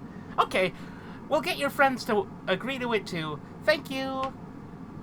See you in an hour. Eat all your cake. Oh wait, I forgot about something. And then she like reaches down into her bag and then takes out another thing and sets it down, and there's a dome on top of it. It's a cup with a dome on top, and she takes the dome off, and it turns out to be a giant mug of hot chocolate that's steaming and has a giant thing of whipped cream on the top with like chocolate drizzles and like a little bit of dusting of like pure cocoa dust on top. And she just walks away again. She's the good cop.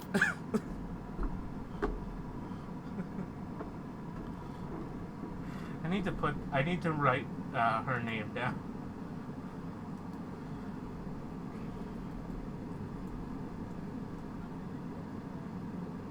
Her name, no, shush.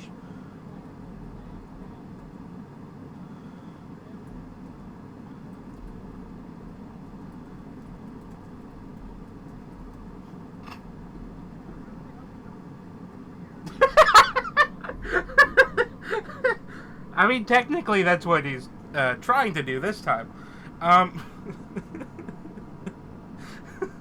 damn it. God damn it.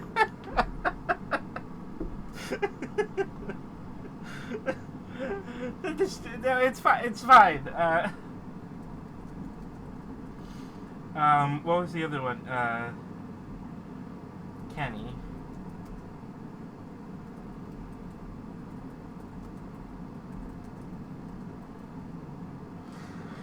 Alright, and now let's go to something completely different.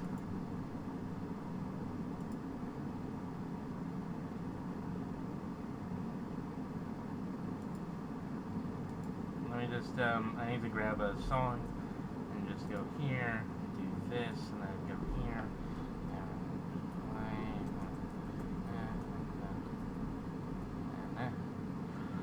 We go back in time a little bit to our good friend Barleycorn.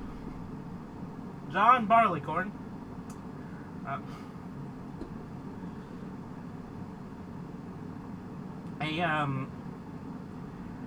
An older cop is sitting on the other side of the table.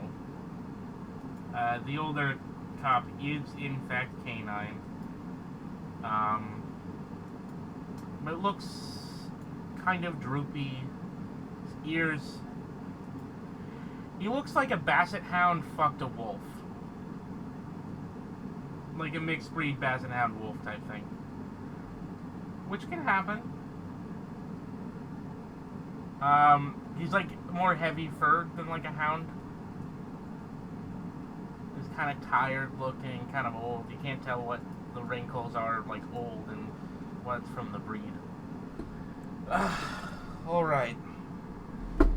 Hi. You've been waiting here a while, huh? Yeah. Yes.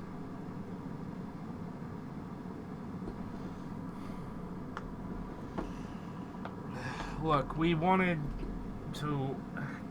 want to, like, talk to you without talking to your friends, because there's, like, this whole, thing called procedure. Fucking sucks sometimes, but whatever. Look, you're gonna help us find whoever did the massacre thing, and then we're gonna let you go. Okay?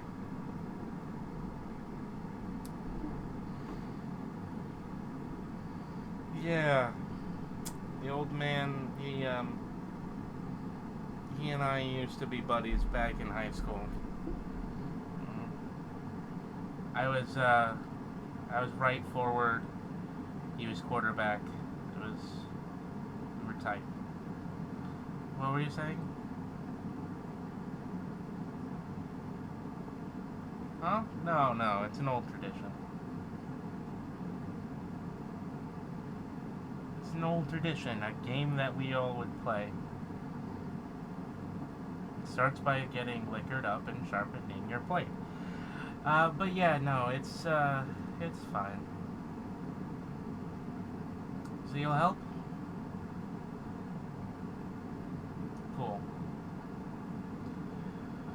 Cool. He just, like, pats you on the shoulder and gets up.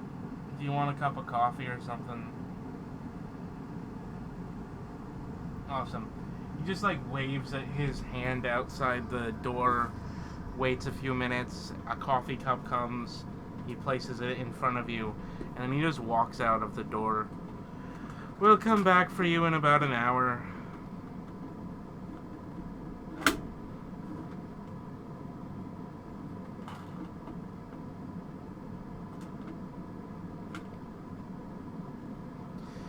It's actually, the hotter the coffee, the better it is for you, because everything is cold for you.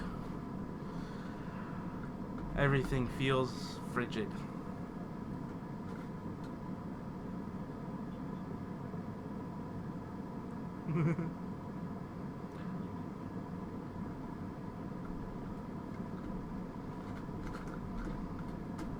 You look like a halfway transformed werewolf, in the, like, really exacerbated werewolf, exhausted werewolf, like that kind of one.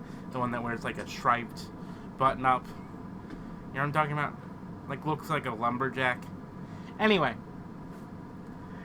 Yeah, so you're all gathered in a single room at the front of the station with the folks that were talking to you. Alright, so the civilians have agreed to help. And they should be able to do this properly.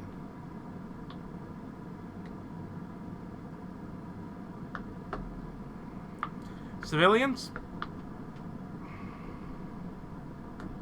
Yes. Look, kids, we don't normally do this kind of thing, but we can't do this investigation ourselves.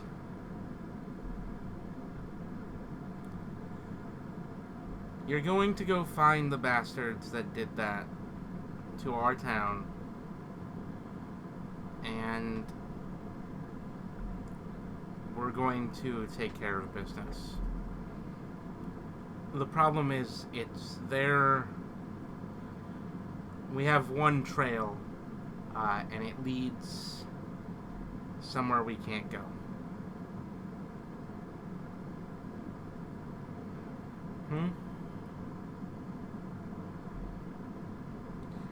You could say that.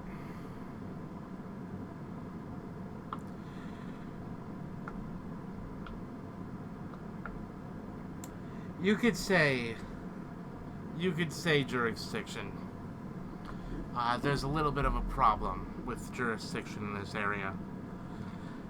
The mountain. He walks you out of the room. He gestures up. That is the Mountain of Souls. In front of you, there's a large, beautiful mountain that seems somewhat separated from the rest of the mountain range that you are, in fact, in. It seems almost like a lonely mountain, but obviously it is with it next to the mountain range. It just seems to be out of line with it.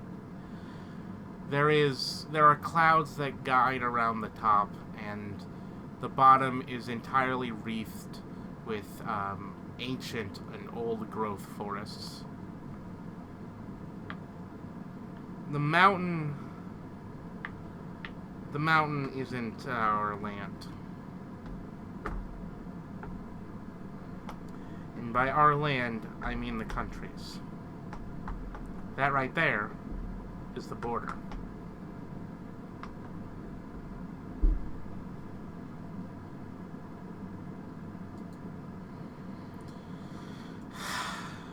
We've been hearing rumors about what's going on over there. They're preparing for war. And they've sent people to investigate our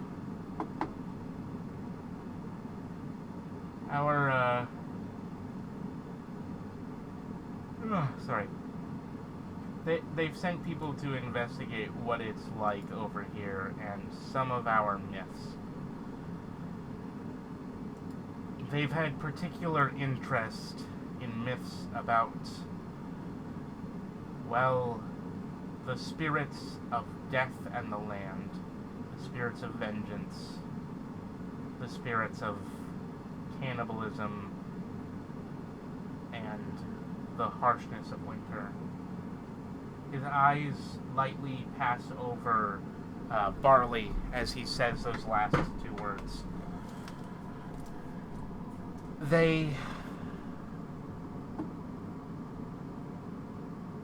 We need you to find them. You need to find how we can deal with this. If we can be sure that there's cult activity or something, we might be able to deal with them, but we can't encroach on their sovereignty if they haven't to us, and we can't be sure that they've attacked. Do you understand?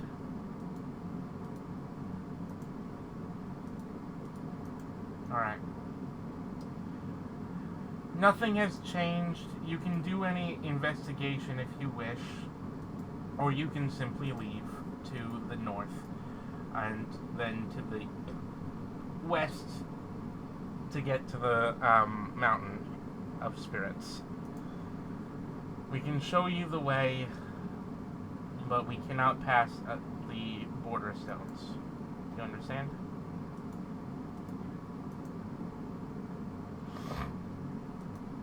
Okay. What do you three want to do?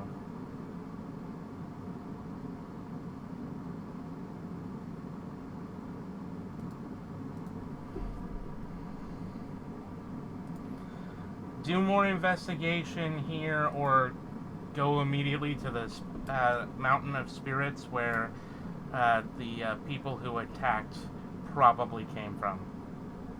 There's a trail that leads into the Mountain of Spirits.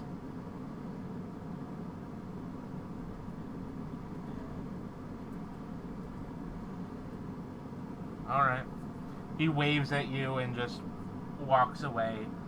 The other officers are like, while you're still in town, there's at least two police officers within 20 feet of you, even when you go to take a rest and everything, until you leave.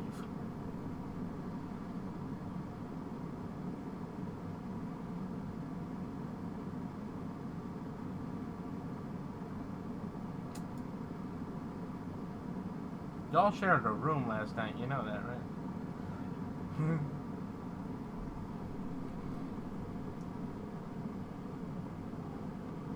No, Bethany is there, yeah.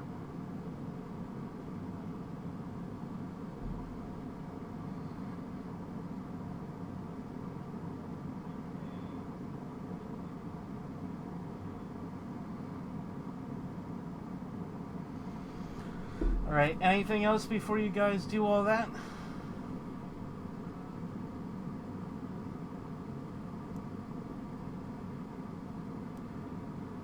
Garuda?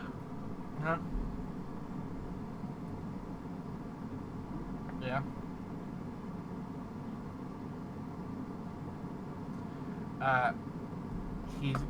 He looked at you as he said the words, "Spirits of cannibalism, spirits of the dead of winter."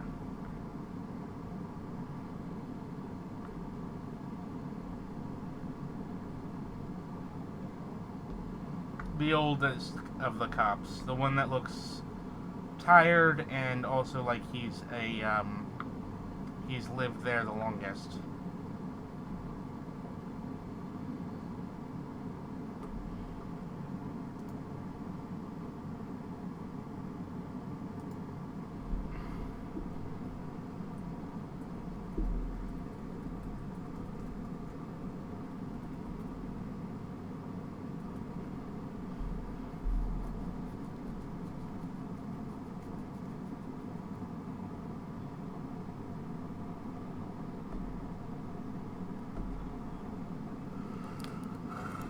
Anyway, next. Yeah.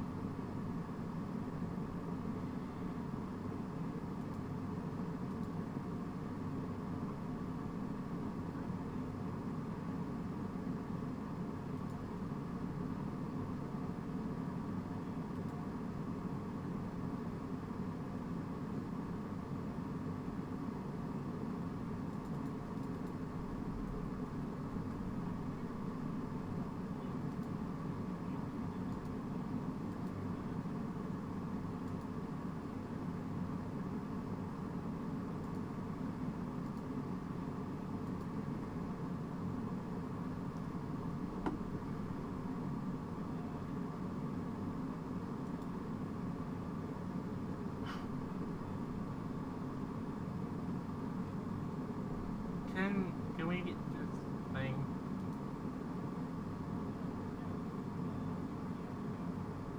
Okay.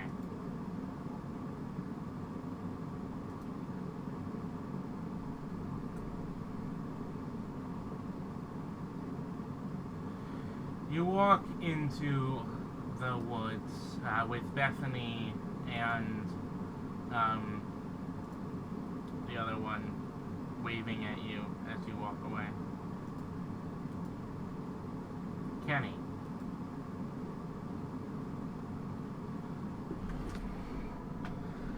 As you walk into the woods, you notice that the canopy of the forest is tight.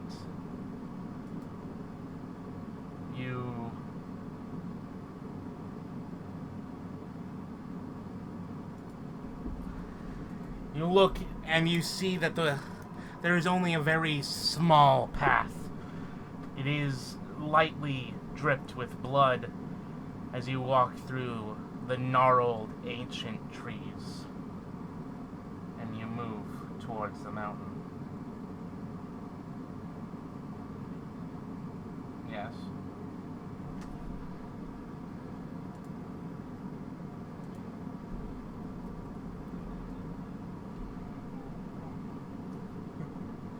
You should probably bring a torch.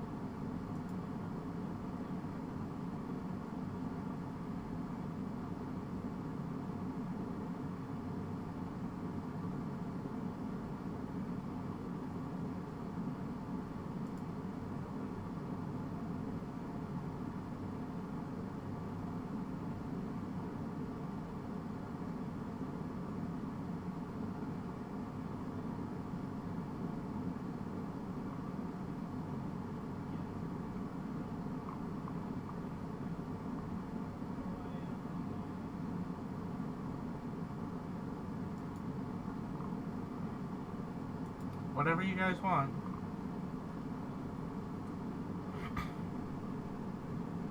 Alright. You walk through the forest, along the path. There are many noises in the distance that seem to disturb. You see things. You hear things. I'd like you to all make perception checks.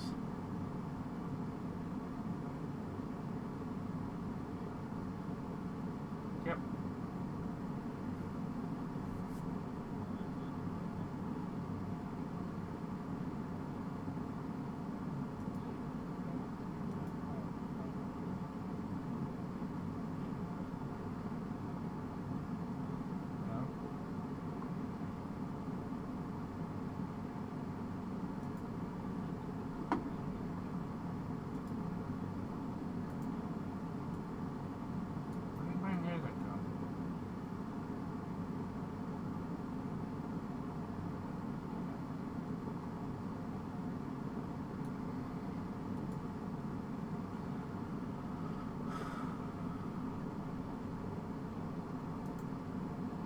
Okay,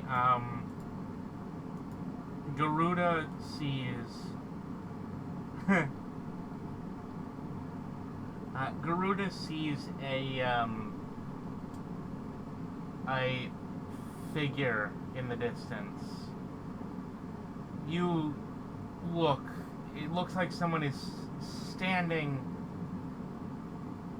on a, on the tree stump not too far away. It looks almost like they're about to attack you, but before you can step off the path, you see that it is a dead body hanging from the tree.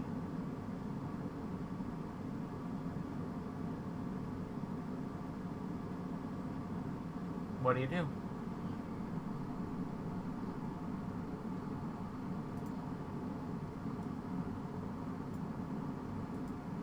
Rathu, you think it's a person. I mean, not Rathu. Barley, you think it's a person. Barleycorn! John Barleycorn.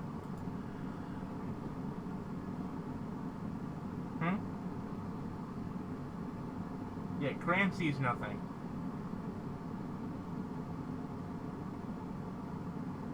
What do you guys do? Do you do anything, or do you just keep walking?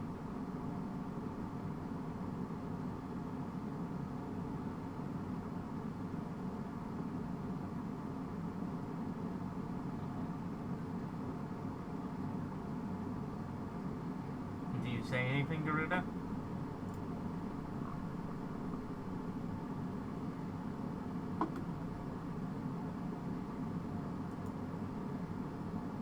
Do you tell Barley that it is not a live person hanging from that thing?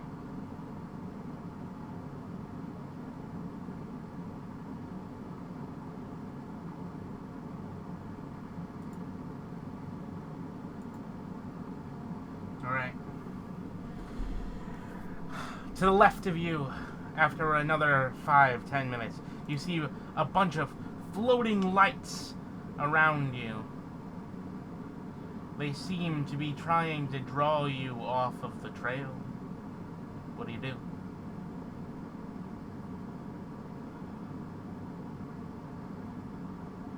Go ahead.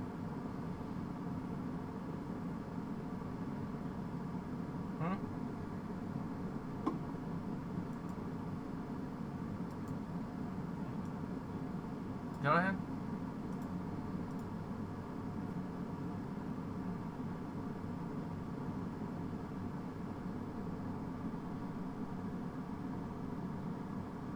Alright, well, you know...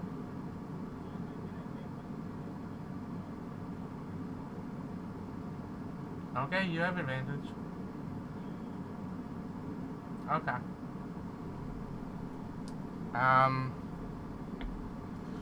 You know something is bad about those lights. You can't quite remember what it was. Was it people who are not around here? Was it foxes? Was it the souls of the dead? Was it swamp gas? You can't quite remember what exactly it is. What do you do?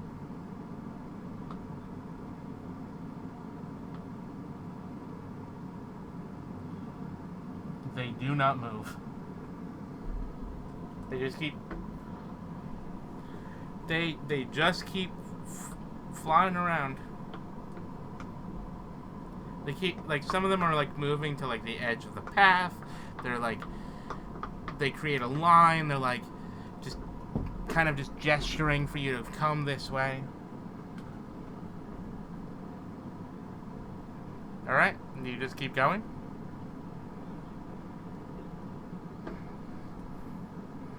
Alright, so you keep going. In the far, as you walk down the path, you hear many things. You hear a scuttling, like a snake in a, something that sounds like a snake in a thorn bush not far away from the path. You hear clattering as if bones or maybe a wind chime far off in the distance in a patch of bamboo. And you just keep walking and walking farther up the mountain in the dark, evil area. And you see one thing.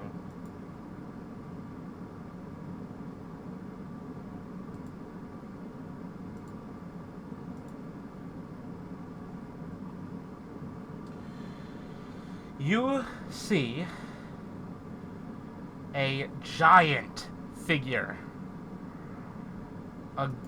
who seems to be man-like with goat horns. You can't understand anything about it except the fact that it is black as night as it moves through the forest, each step crushing 1,000-year-old trees as it moves through and away. What do you do?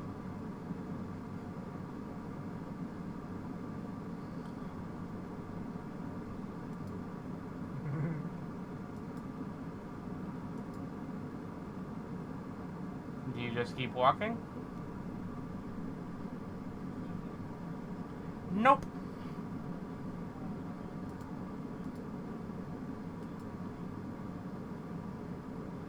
Oh, it definitely could be, but roll investigation.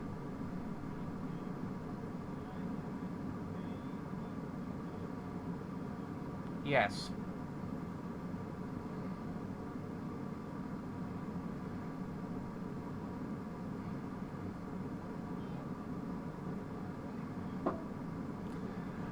It is too big to fit inside the bar. It is about 40 foot tall. Think the Goatman version of Siren Head. Kind of looks like that.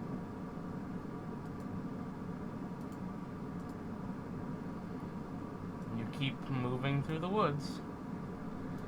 Finally, you reach the end of the path. At the very end,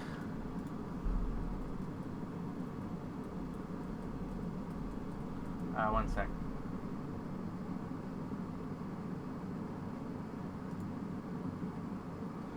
At the very end, you find an old and dilapidated looking building, and it is on the top of the mountain. The area around it seems to be a courtyard paved with stones.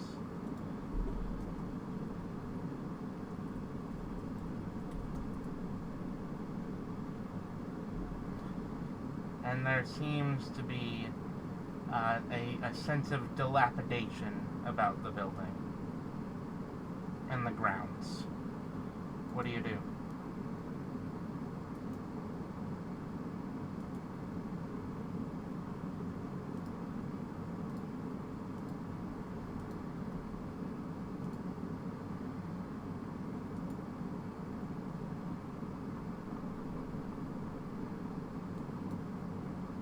there is a Japanese-style gate in the front of it that you'd have to pass through to go inside. One of these things.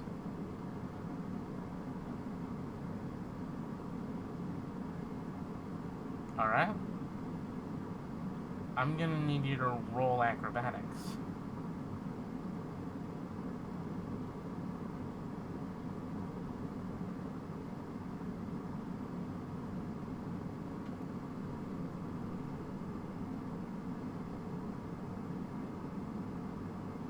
You manage to fly up and over the gate.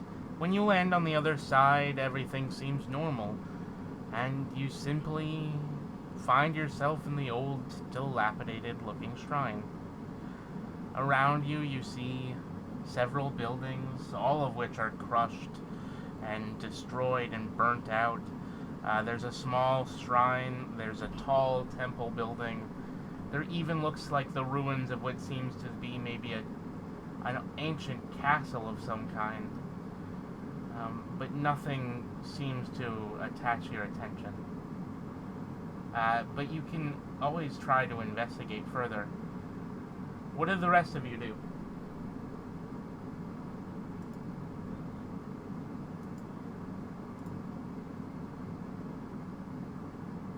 Okay.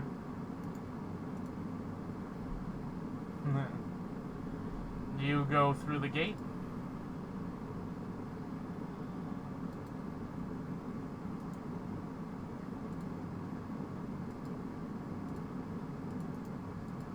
Barley. Alright.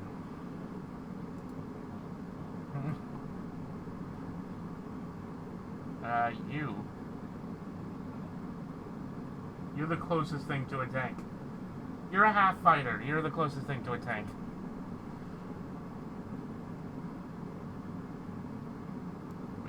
Yeah.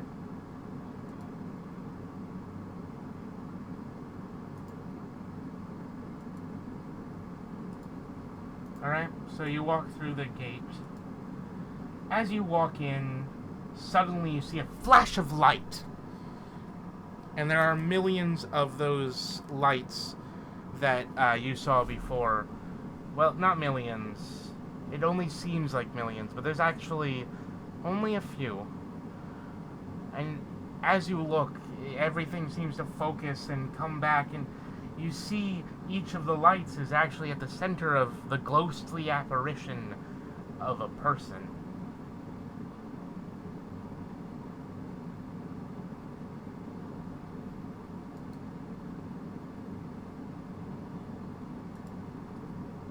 Ah, yes, hello. They bow to you. What are you looking for at the shrine?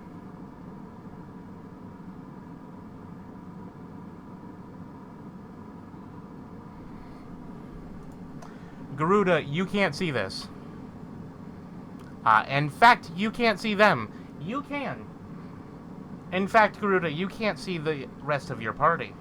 And they can't see you.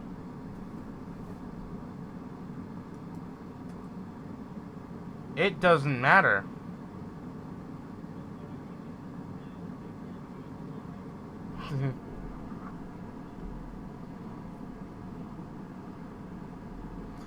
Yep, Garuda flew over the thing.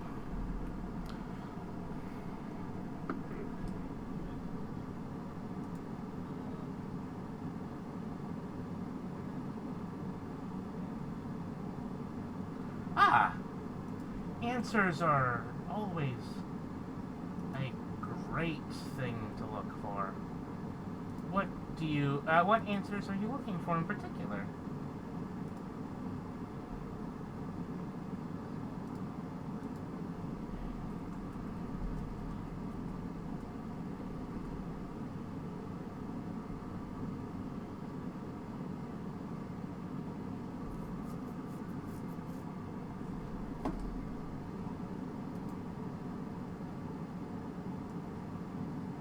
Oh, of course. Oh, of course. I can totally understand that. So you were sent here to cleanse your souls?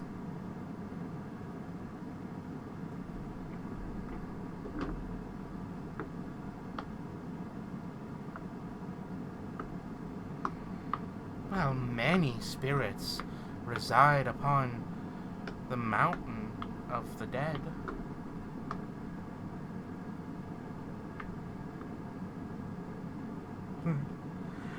And of course, the forests of the lost and those who died by their own hand. It protects the mountain. But now you're here at the shrine, so of course, what else could there possibly be to fear?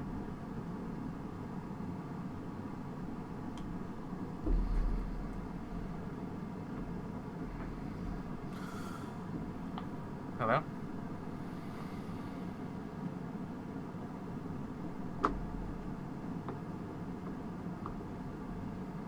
Oh, you know, ritual washing of your hands, and going to the temple and receiving blessings by the shrine maiden.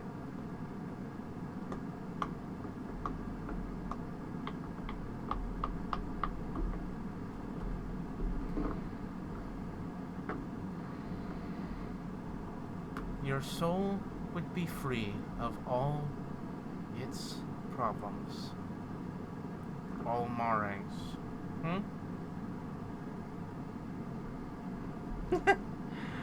Who's to say? It depends on the person.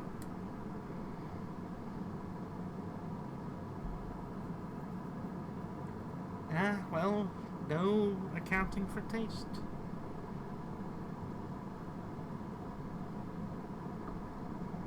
You can't hear. On the mountain of spirits, all of the dead, the living, and all of the spirits of the land are in harmony. A dark and destructive harmony.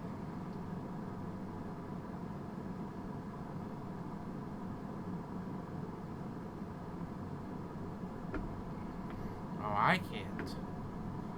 But of course, one of the creatures of the forest of those who took their own life might. Those creatures you must have seen on your way.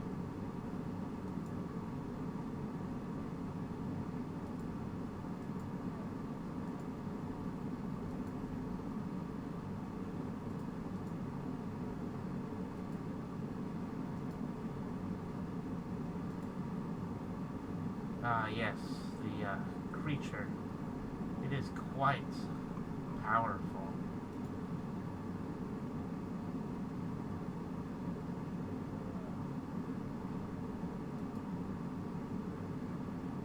What might that be?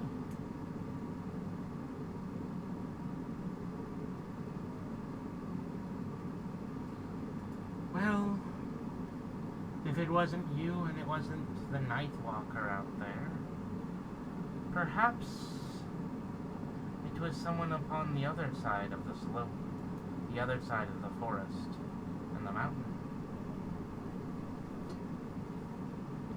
Well, you're almost there already. Of course, if you... Huh?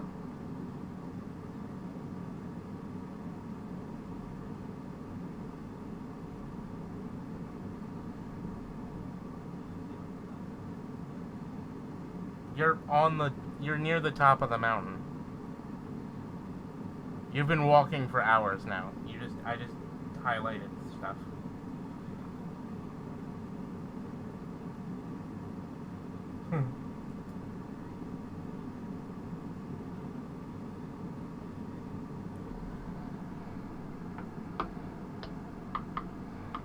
Alright, well, the spirit that resides within you probably agrees.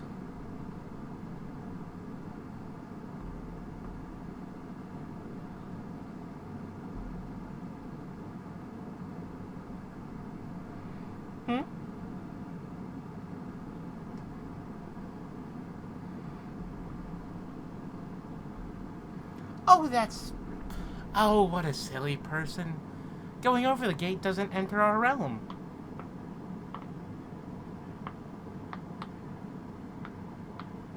Garuda, you can see them now. her. Well, you can hear her. It's also, there's a moon, and there's not a canopy anymore. Because this area is...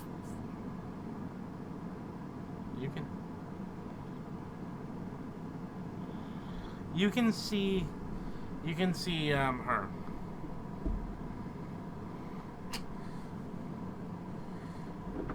Nah.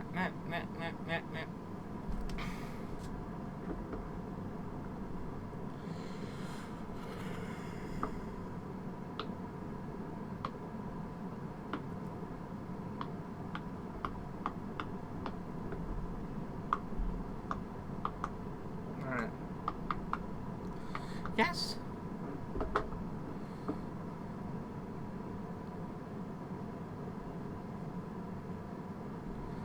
Well, the easiest way for you, there are two ways. You could always go over the mountain, but of course the spirits don't like that too much.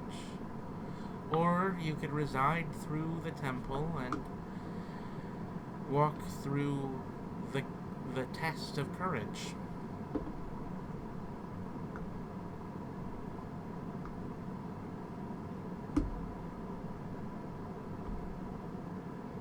Well, the test of courage is angry ghosts, but, you know.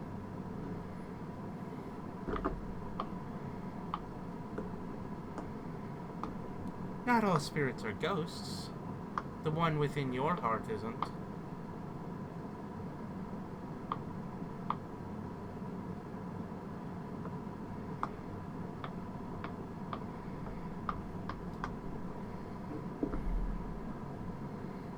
Yep, you see all the spirits now. There's actually a bunch of them. Think Spirit Away for kind of how it works. You know what I mean? Like it's a whole nother world with like the spirit world, and there's like people hanging out and stuff.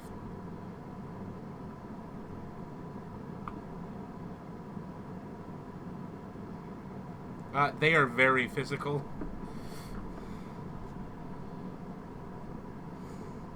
Also, your fur is translucent, and like the other spirits, except you look like you look like a walking skeleton with an outline and antlers. Let me think about that for a second. Which one are you?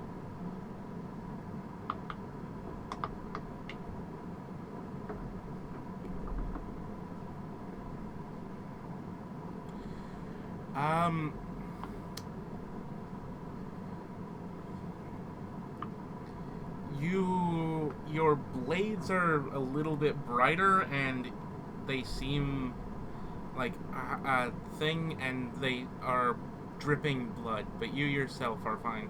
They seem to be dripping blood.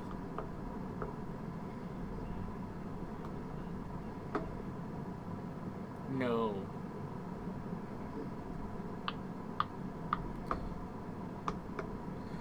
Garuda, you look the same, except there is one special thing about you. You are currently surrounded by thousands of little lights.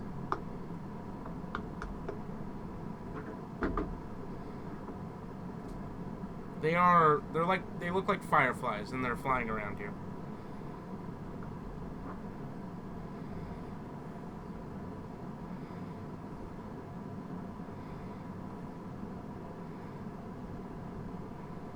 You were always spooky on the inside.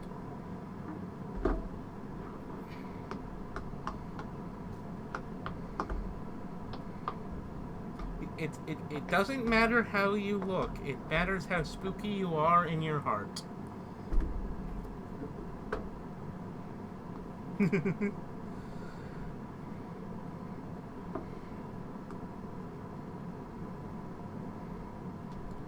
Like, parts of your flesh seem to be physical, and parts seem to be spectral.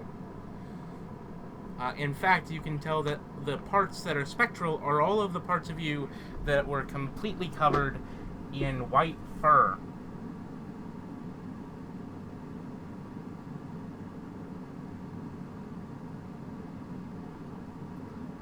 Most of your body. You had some shrieks of your former fur color in with the white. And those are mostly physical. Although they do kind of look like a zombie because you can see the insides of them now.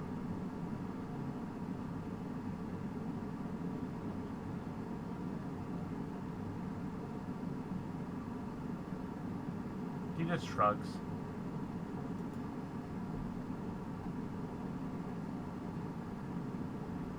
Well, the spirit that resides within your heart might take offense to that.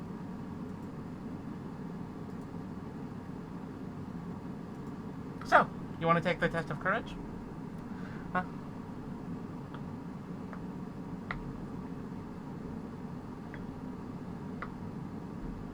The test of courage.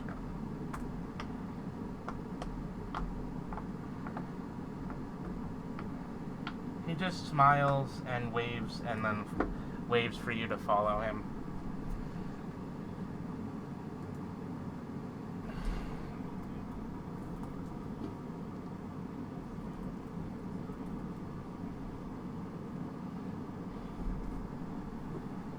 You feel a sense in the back of your head that it is not a ghost, and it is angry at you for saying that.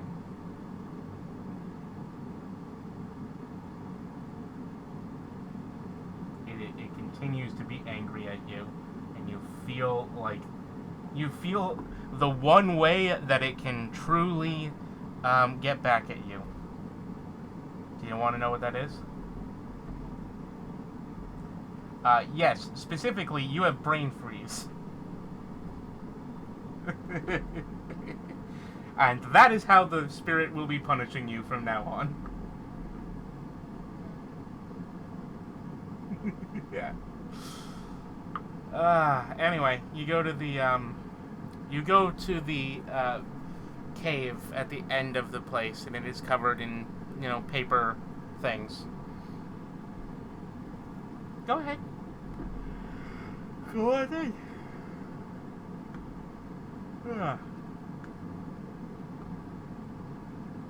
Test your liver. Test your liver. I don't know. It's just what it's called.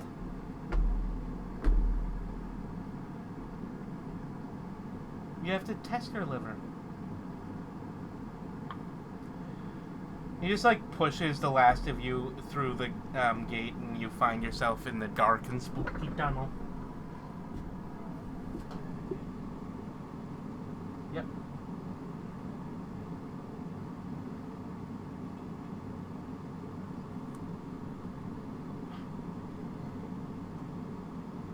You just walk through the you slowly walk through the tunnel. It is scary. There seems to be ghosts and other haunting things out in the distance that entice you to walk up off the path. But with the practice you got on the way here, it isn't very intense. All you have to do is continue to walk forward and not be spookumed. And you can manage that. You walk to the end. And you find another gate on the other side of the tunnel. You walk out.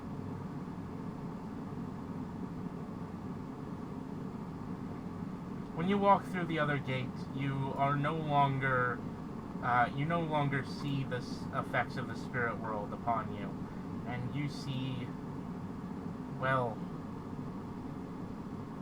you see something beautiful. Not too far away is a large city. A city that is far larger than any you have seen in a very long time. It has the lights of, that you haven't seen since the last time you went into that one huge and beautiful city in the desert that all of you walked through only a month ago. You are now in Nihon. In Nippon. And you see the city spread out. What do you do?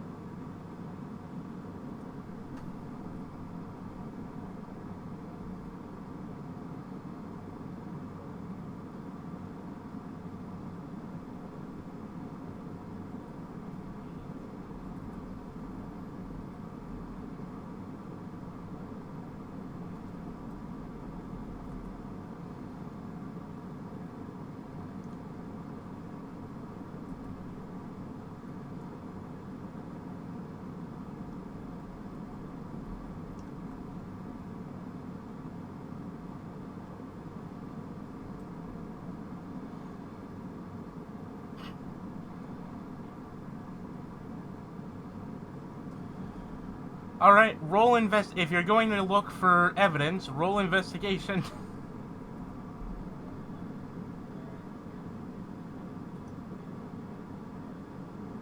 Yeah, sure.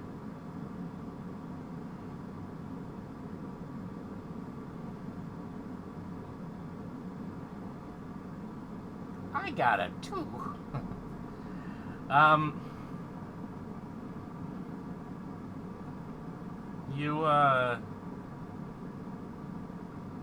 yeah, you look around and you continue to search in the area above the beautiful city in the distance, um, until you find a mansion. The mansion you slowly see is emanating energy that feels like the spiritual place that you were just in, but darker, evil.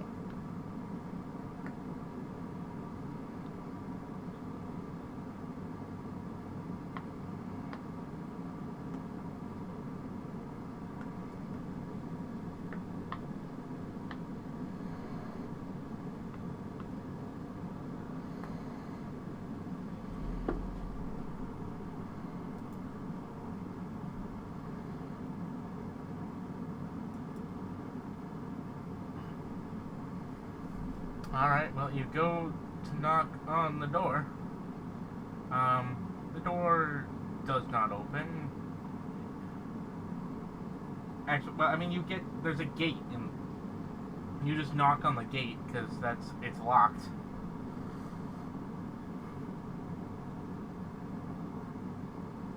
No. I mean, it might, but, like, this is definitely not the place. It's like a 400-year-old mansion.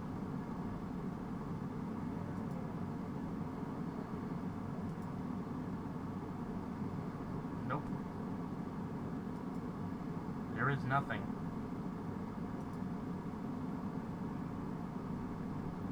Metal.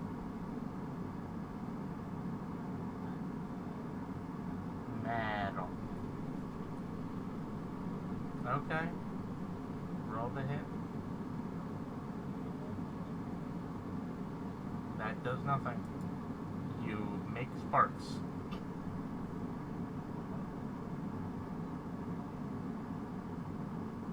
You make sparks for multiple reasons. Go ahead.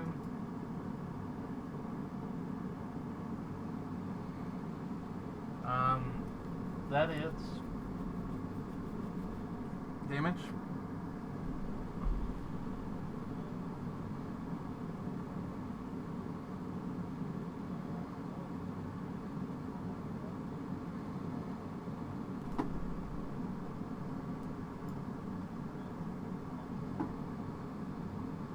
The lock breaks in half.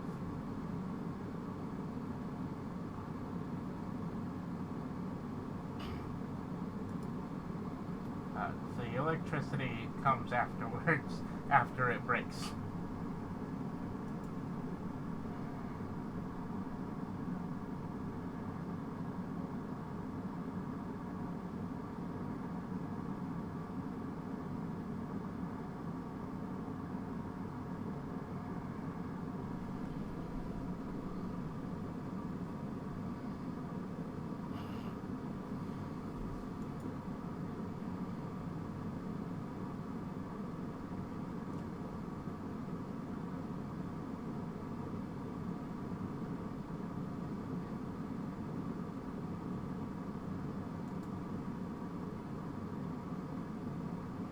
You hear a scuffling.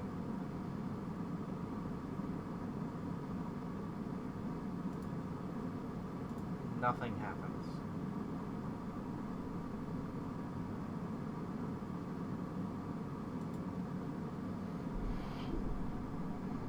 You hear a scuffling.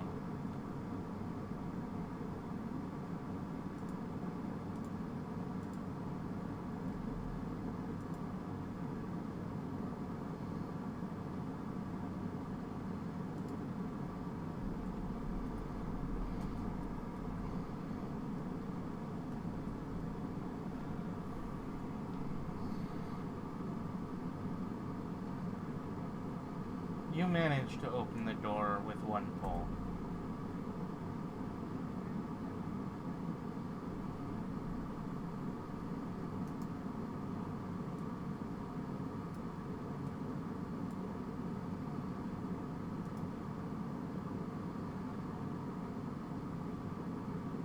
Uh, 8 feet? 9 feet? No. You're not a Goliath. Or whatever the equivalent here would be, I guess giraffe.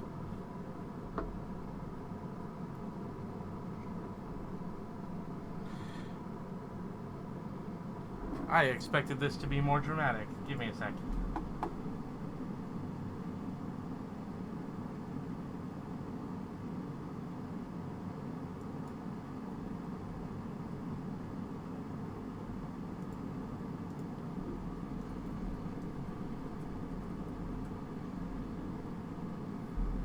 There we go. Within the door, you see several figures. They all seem to be wearing robes. They seem to not be moving easily.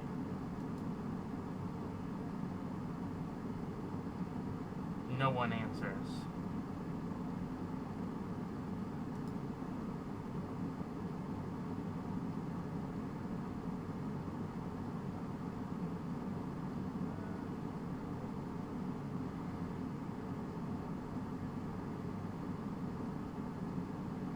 Okay.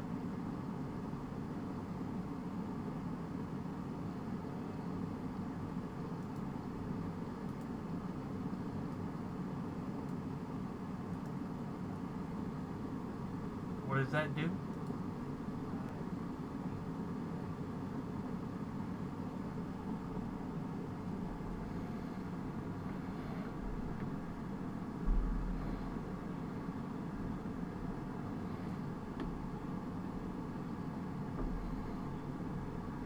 Okay, go ahead.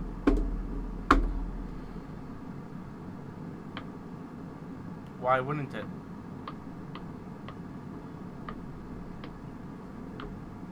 Oh, then no. No.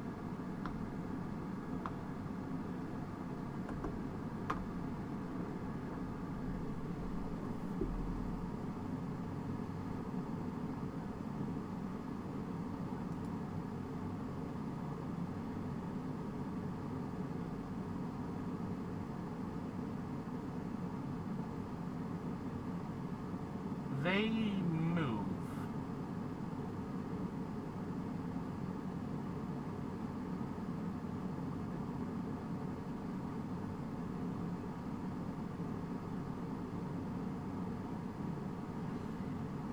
There is a light that begins to form around their neck.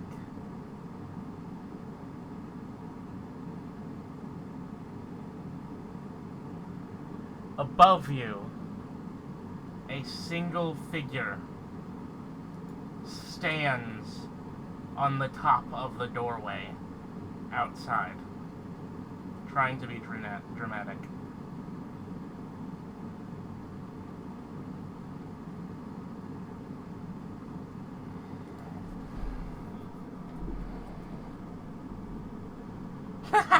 Of course! So?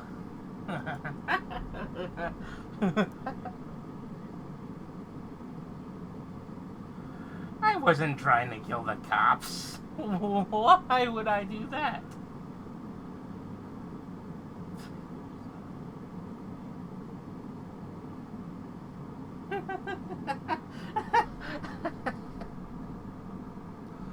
I have no reason to kill them.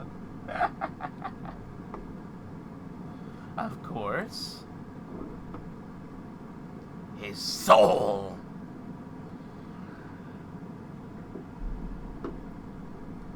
How much health do you guys have again?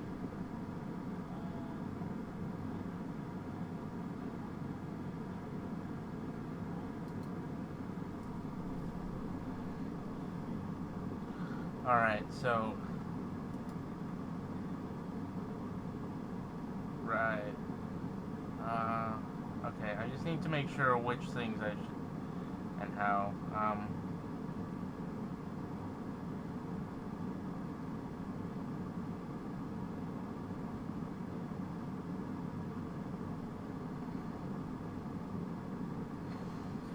You don't understand the power. The Empress is coming. The Empress.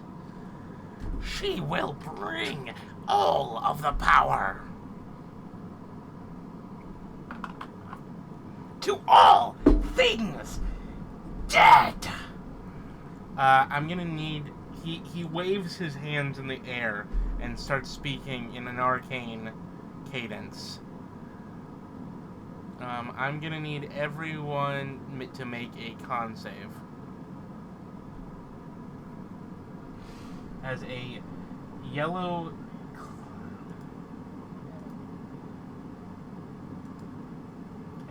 cloud incorporates into your area.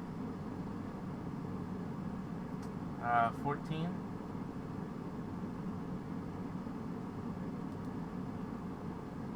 Okay.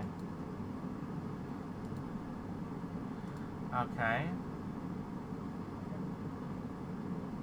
Okay, and, Biddy? Okay.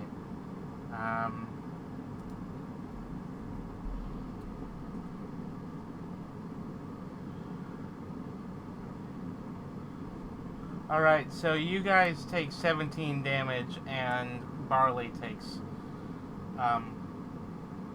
half.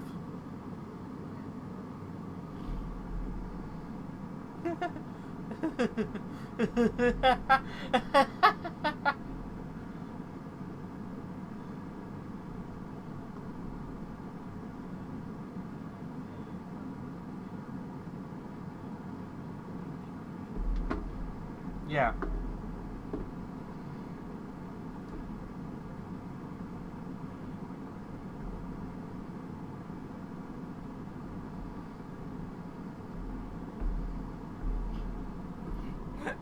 I don't care about any of that. It's pretty simple. He jumps off of the ledge. Alright.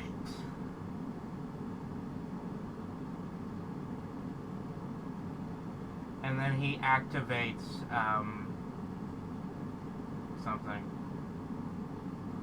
I need all of you to make another con save.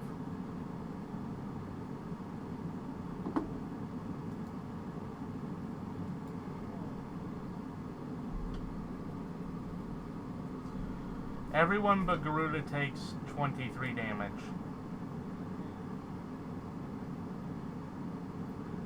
Disrupt life.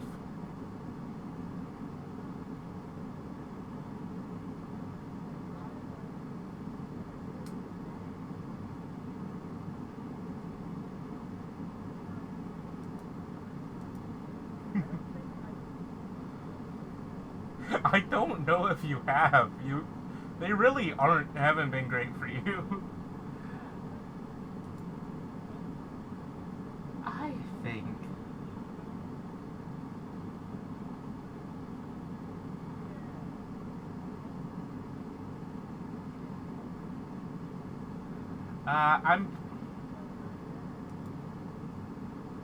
Oh, and, Rathu, I'm gonna say you took half damage. Also, you probably should have taken half damage on the first thing, because aren't you resistant to necrotic? Oh.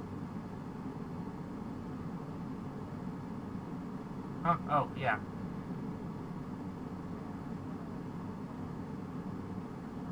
Well, Garuda took half of 23. Yeah, Barley took 23. You're both fine? Alright, it's your turns. You can roll initiative if you want.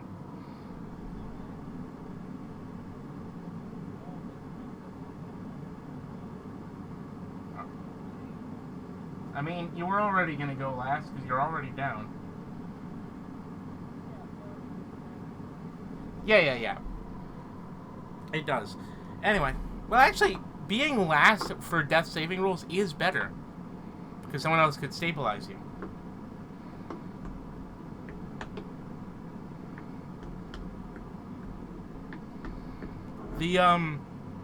The creatures behind you move around and touch you, but they don't seem to try to do any damage to you. They're just there.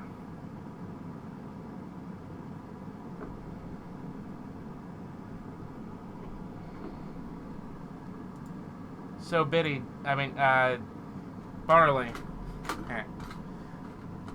Garuda, you want to attack now?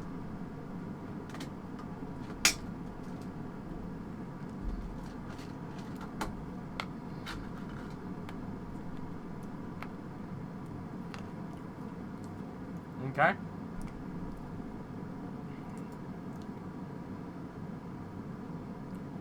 How much damage? I mean, what's to hit?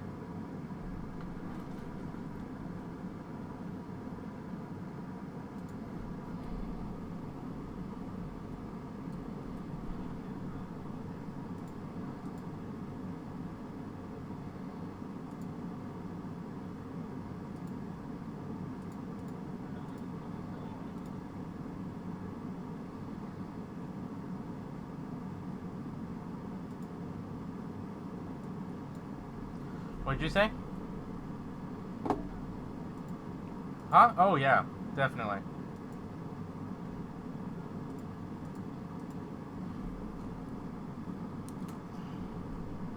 I'll say that. Sure.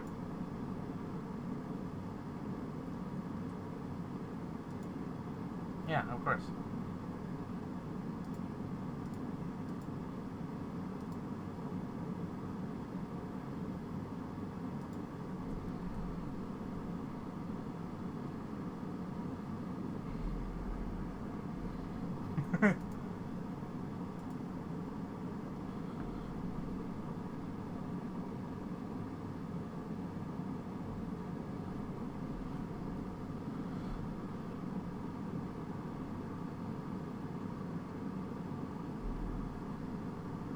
$19?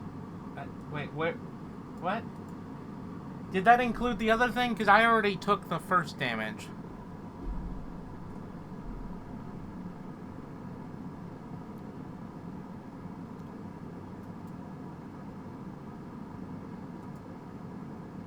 So it's another 5. Okay. Whatever. 2 5s. Or no, a 5 and a 7? Is that what you said? Okay. Thank you. Just okay.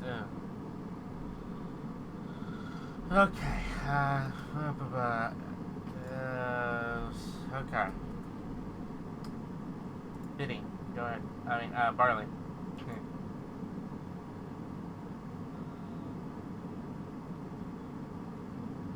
Yeah.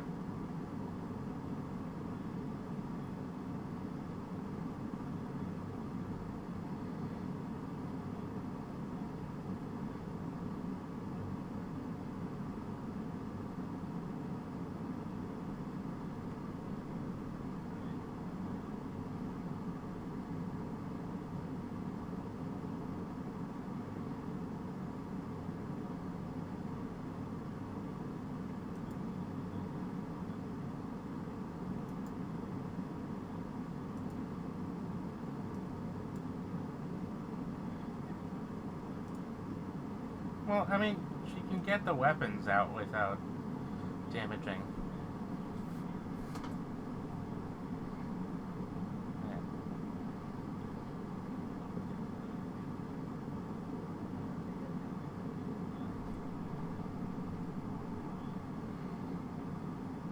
Yeah. Yeah.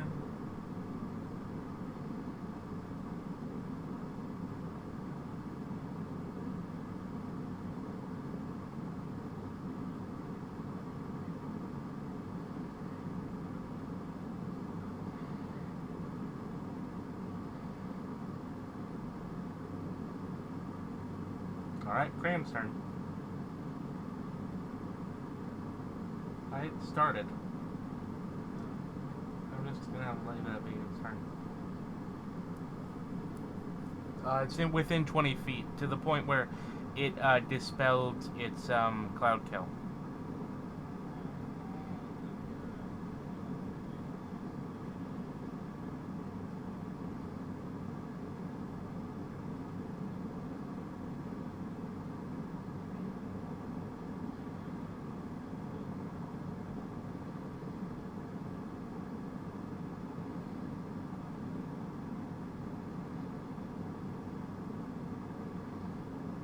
Okay. Those both hit.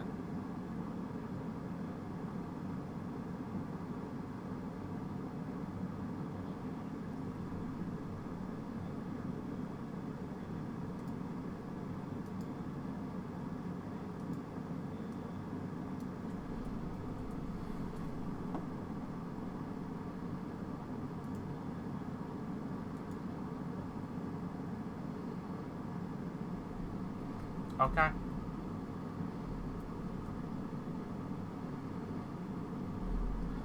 All right. The crazy looking man smiles. Oh, you're special, aren't you?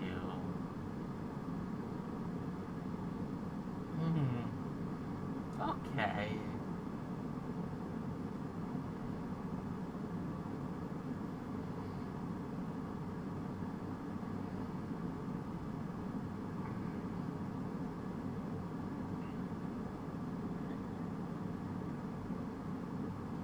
Huh? Yeah.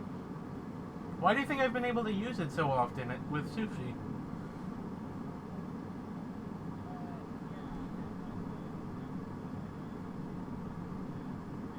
Yeah, go ahead. You can take the extra damage. You can do the extra damage as well. But you can do that on both these attacks with this. That's fine. It's D6 of necrotic.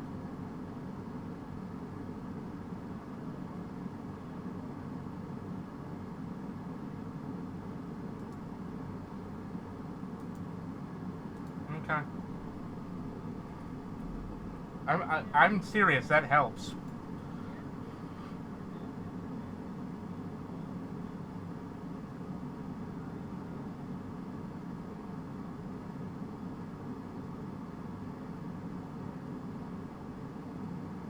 Okay.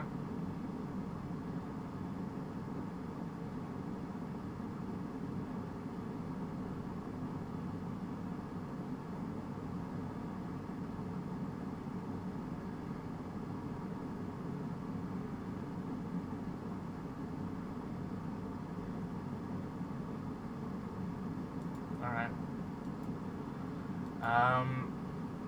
Okay. Now I need Barley to come back with the thing. Alright, well, for its turn, your enemy is going to cast Mirror Image.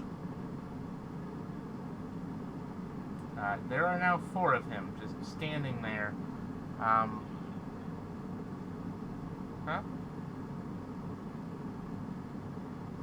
No, 4 is the base. It's 3 extra images are the base. 3 duplicates.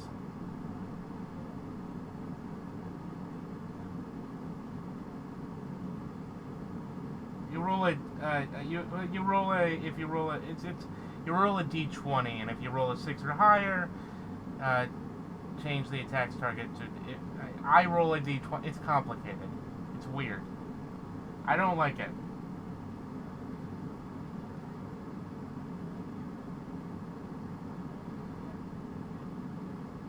Yeah. Anyway, he's there. It's just kind of like doing the Snoop Dogg dance. It's what his spellcasting looks like. The Snoop Dogg dance.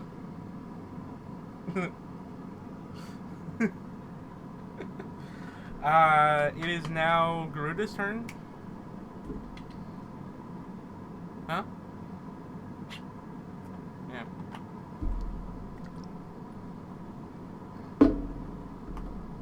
John Barleycorn.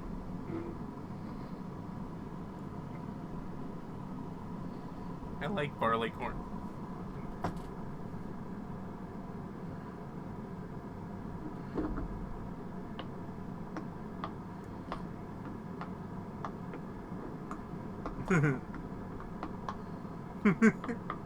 Anyway, it's your enemy is laughing at you.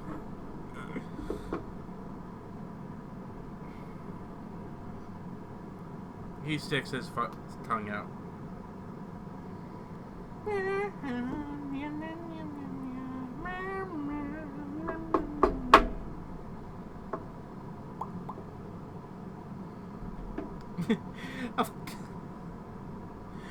You're all ridiculous if you think you can fight the change of the Empress of Shamans. The Shaman Empress is gonna take over the world. She will destroy your country. Go ahead.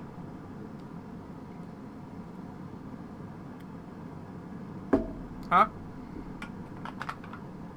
What did you... Yeah. What was the to hit?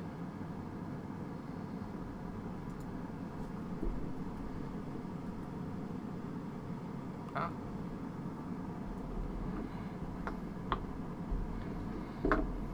"24 hits. And it goes through and hits the guy in the head. Damage?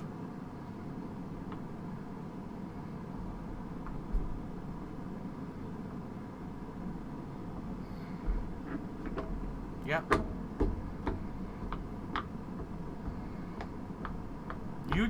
You deal a lot of damage with that gun. You should be dealing a lot more than you are.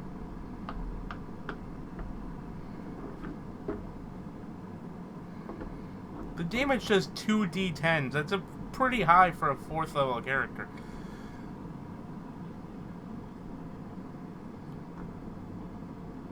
Yeah. Yeah. What's the damage? Total? Okay. It hits the correct enemy. So that's cool for you. It hits the correct enemy. Where's my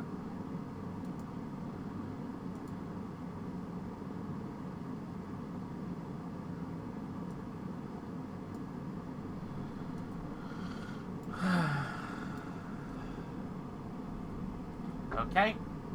Next.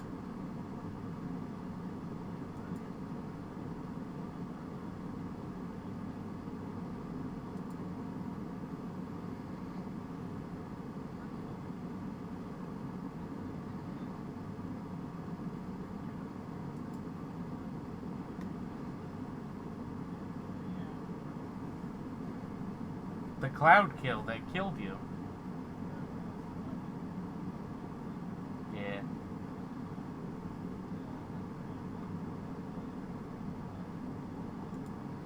You're still way too low of everything for this encounter, but I still find it funny.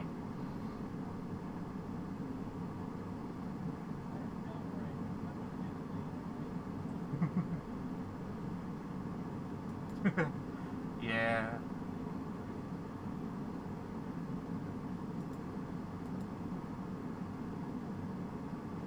She's not gonna punish us.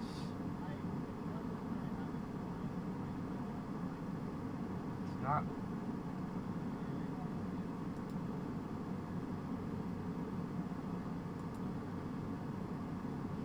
Aw.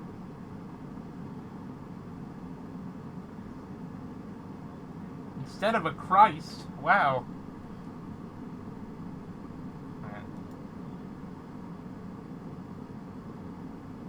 Maybe you should have attacked.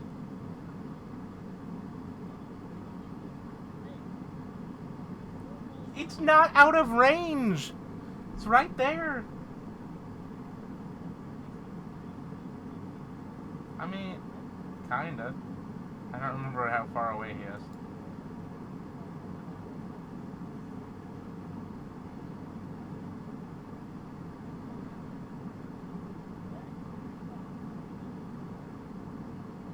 Yeah, of course it hurts a little. It's bad.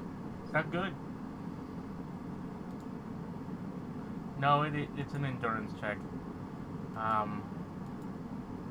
You can have the damage, which I believe you did. No. The other one did. Garuda did.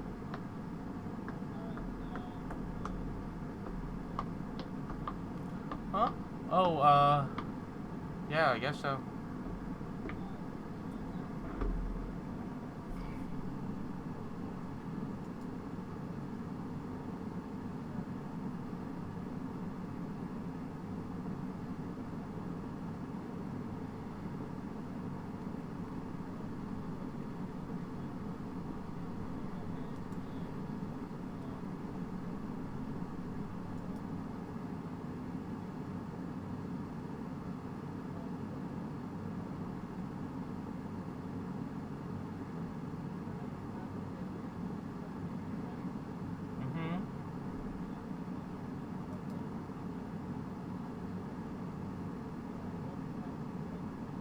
Because you've managed to take care of it like 90% of the time.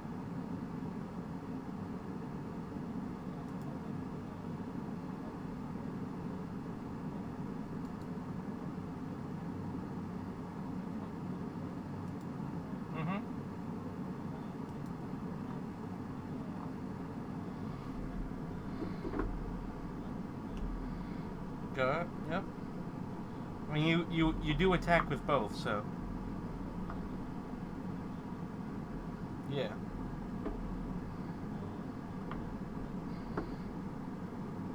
$17 is a glancing blow, I believe. Yeah.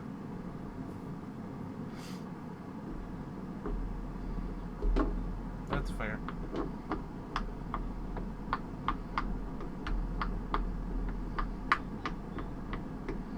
No matter what it is, it's going to increase it. It's a glancing blow. Increasing it will just get you over.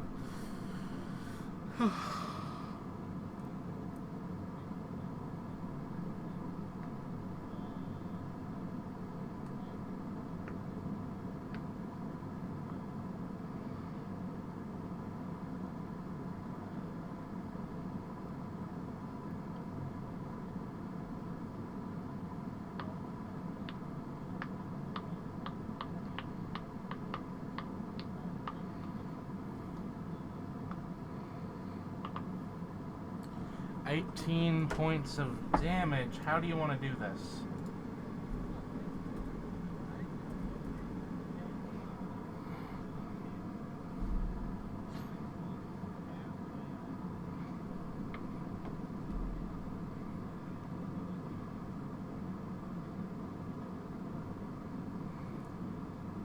He's going to keep laughing as he dies.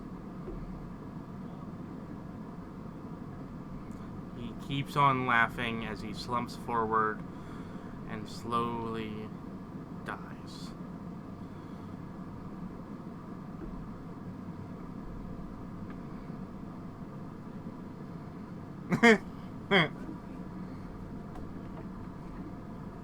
And that's why it's a rapier, which is not a slashing weapon. Anyway.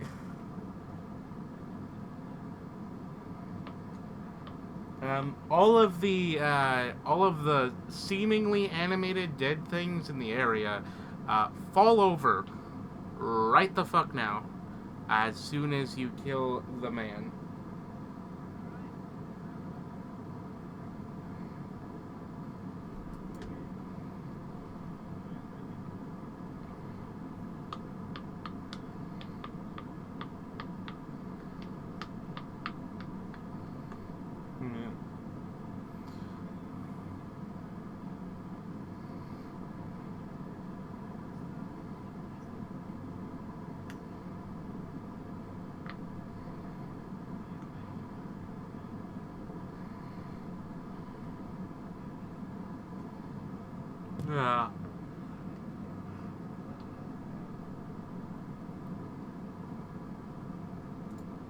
All right. Well, do you have any plans? What do you plan to do? Are you gonna do anything around, or you just gonna start heading back?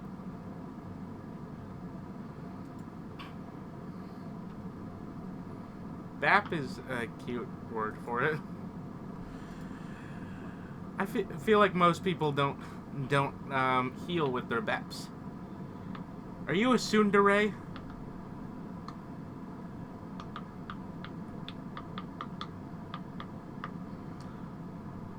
Barley a tsundere, confirmed.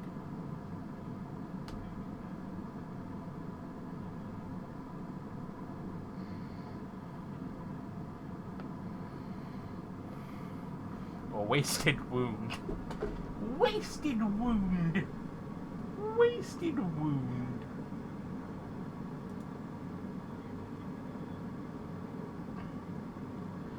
As you walk back through the forest, there is no sound, and slowly the sun is beginning to rise. You walk through the caverns.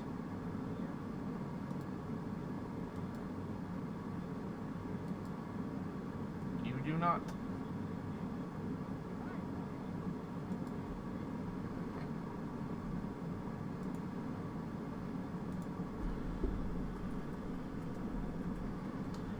You walk through the caverns and nothing tries to spook you. And as you walk into the area that was once the spirit world, you find that there is nothing there. Just an empty and old, dilapidated area. You walk through the forest and you remember the warnings to stay upon the path, but nothing tries to entice you to leave it.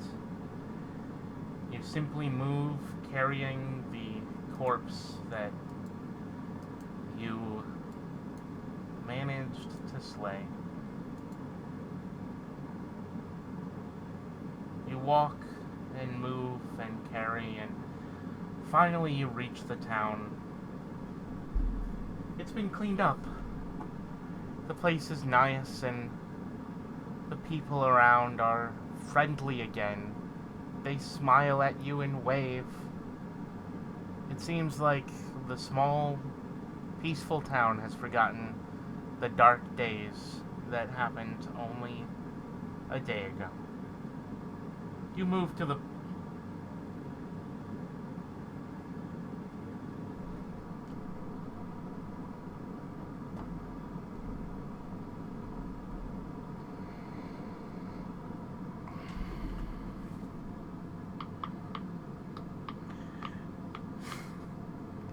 You walk to the office with the, you walk to the police station and you bring the corpse inside, setting it upon the singular desk where the harried secretary just nods at you and waves for you to sit down and gives you a form to fill out. You fill it out. It's kind of boring and seems pointless, but you do as you're told because you know that you just can't handle trying to fight or deal with anything right now. You just need to do this and get it over with. In the end, the corpse is taken away for an autopsy, and the three police that you met before stand in front of you. The old man, the corrupt cop, and the perky one.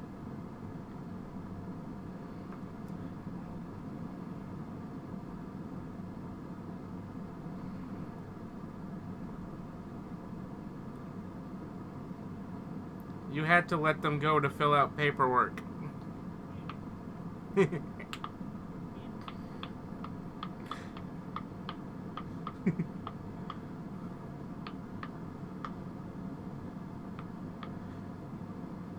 Hey, how are you doing?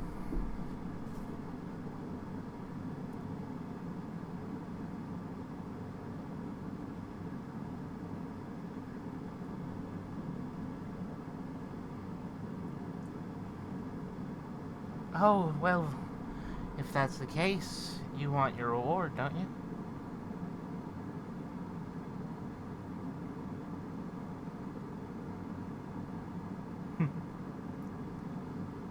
Oh, I'm sure I know.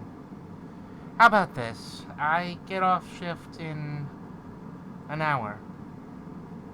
Come see me. I live in the, well, I mean, like the fifth house. You just go that way and then take a left, and it's just the fifth one. It's really actually not that hard to navigate to. There's not that many places in this town.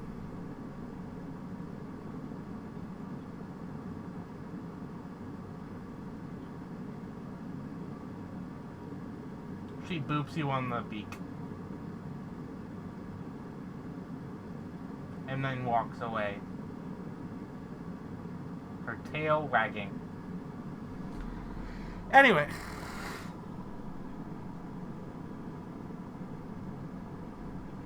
Yeah, Kenny.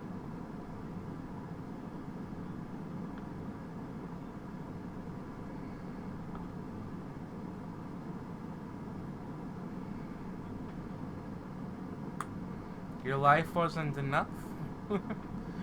Fine. Fine, Shay. Alright.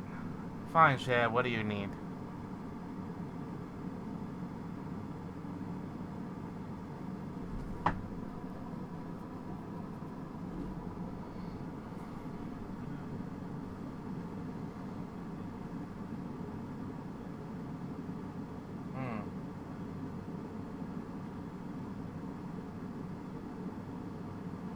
Shay, I do. There were a few of them folks who came through, but, they haven't stayed a while. We've got our own moonshiners who don't like the competition. However, they came, they left a little bit of a mark on the local culture. A few techniques taught to the locals. If you want to know more, I'm sure you could ask them, but, I'll tell you this much. The folks that came, they didn't go farther north. They didn't go east. They didn't go west. They went back to the south. Back towards home.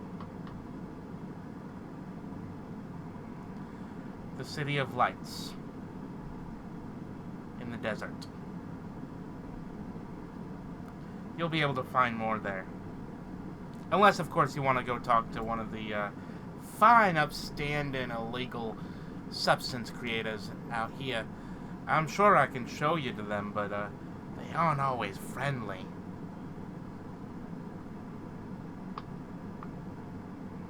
Of course not. See you around, Shay. That's fair.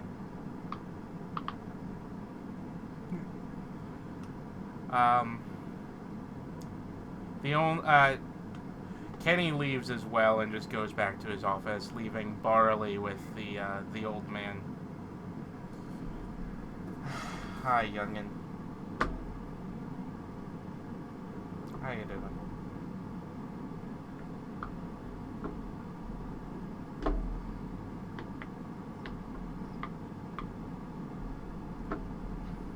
Was that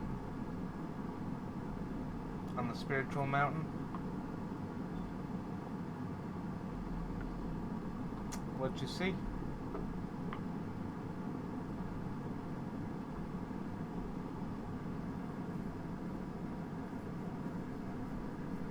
Ah.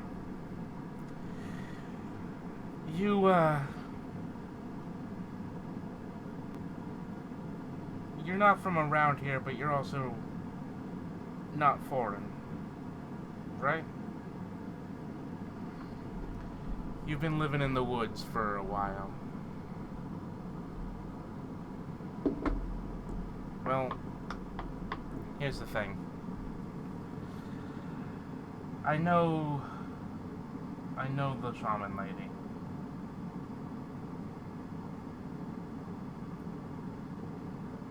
She helped me a few times. He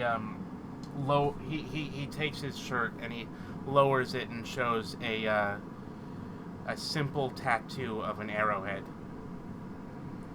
Listen, you've got a gift that many of us, even those of us who get gifts, would not receive.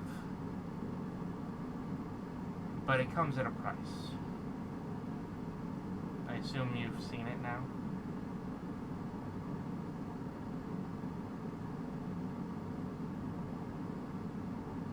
He places his paw upon your chest,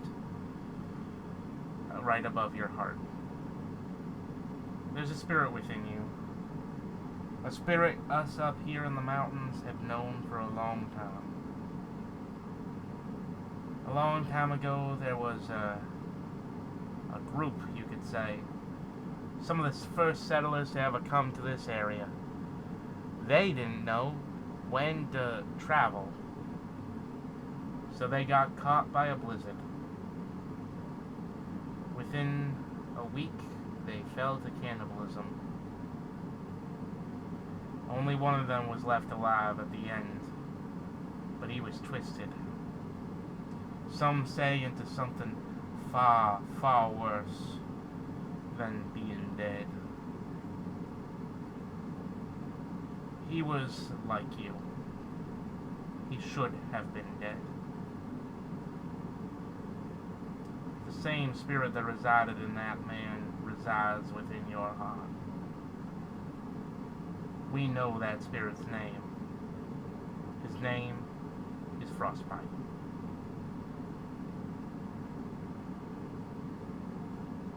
And... Huh? No, go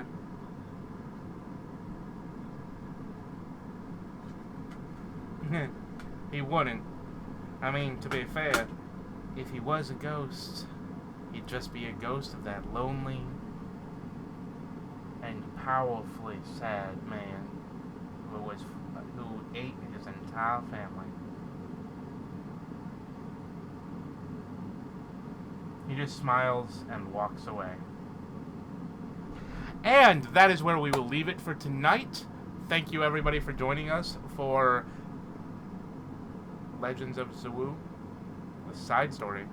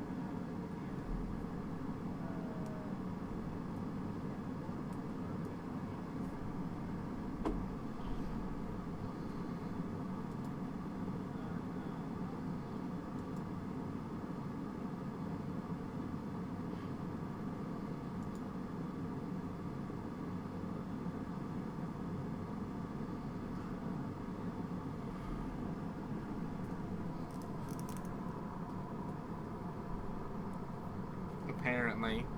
Well, okay, anyway.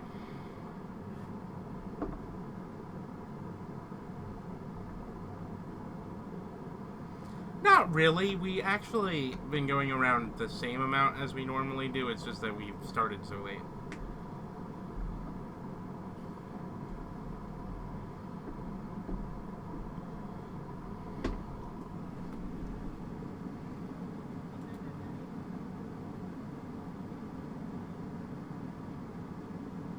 Yeah. Goodbye. Thank you for watching.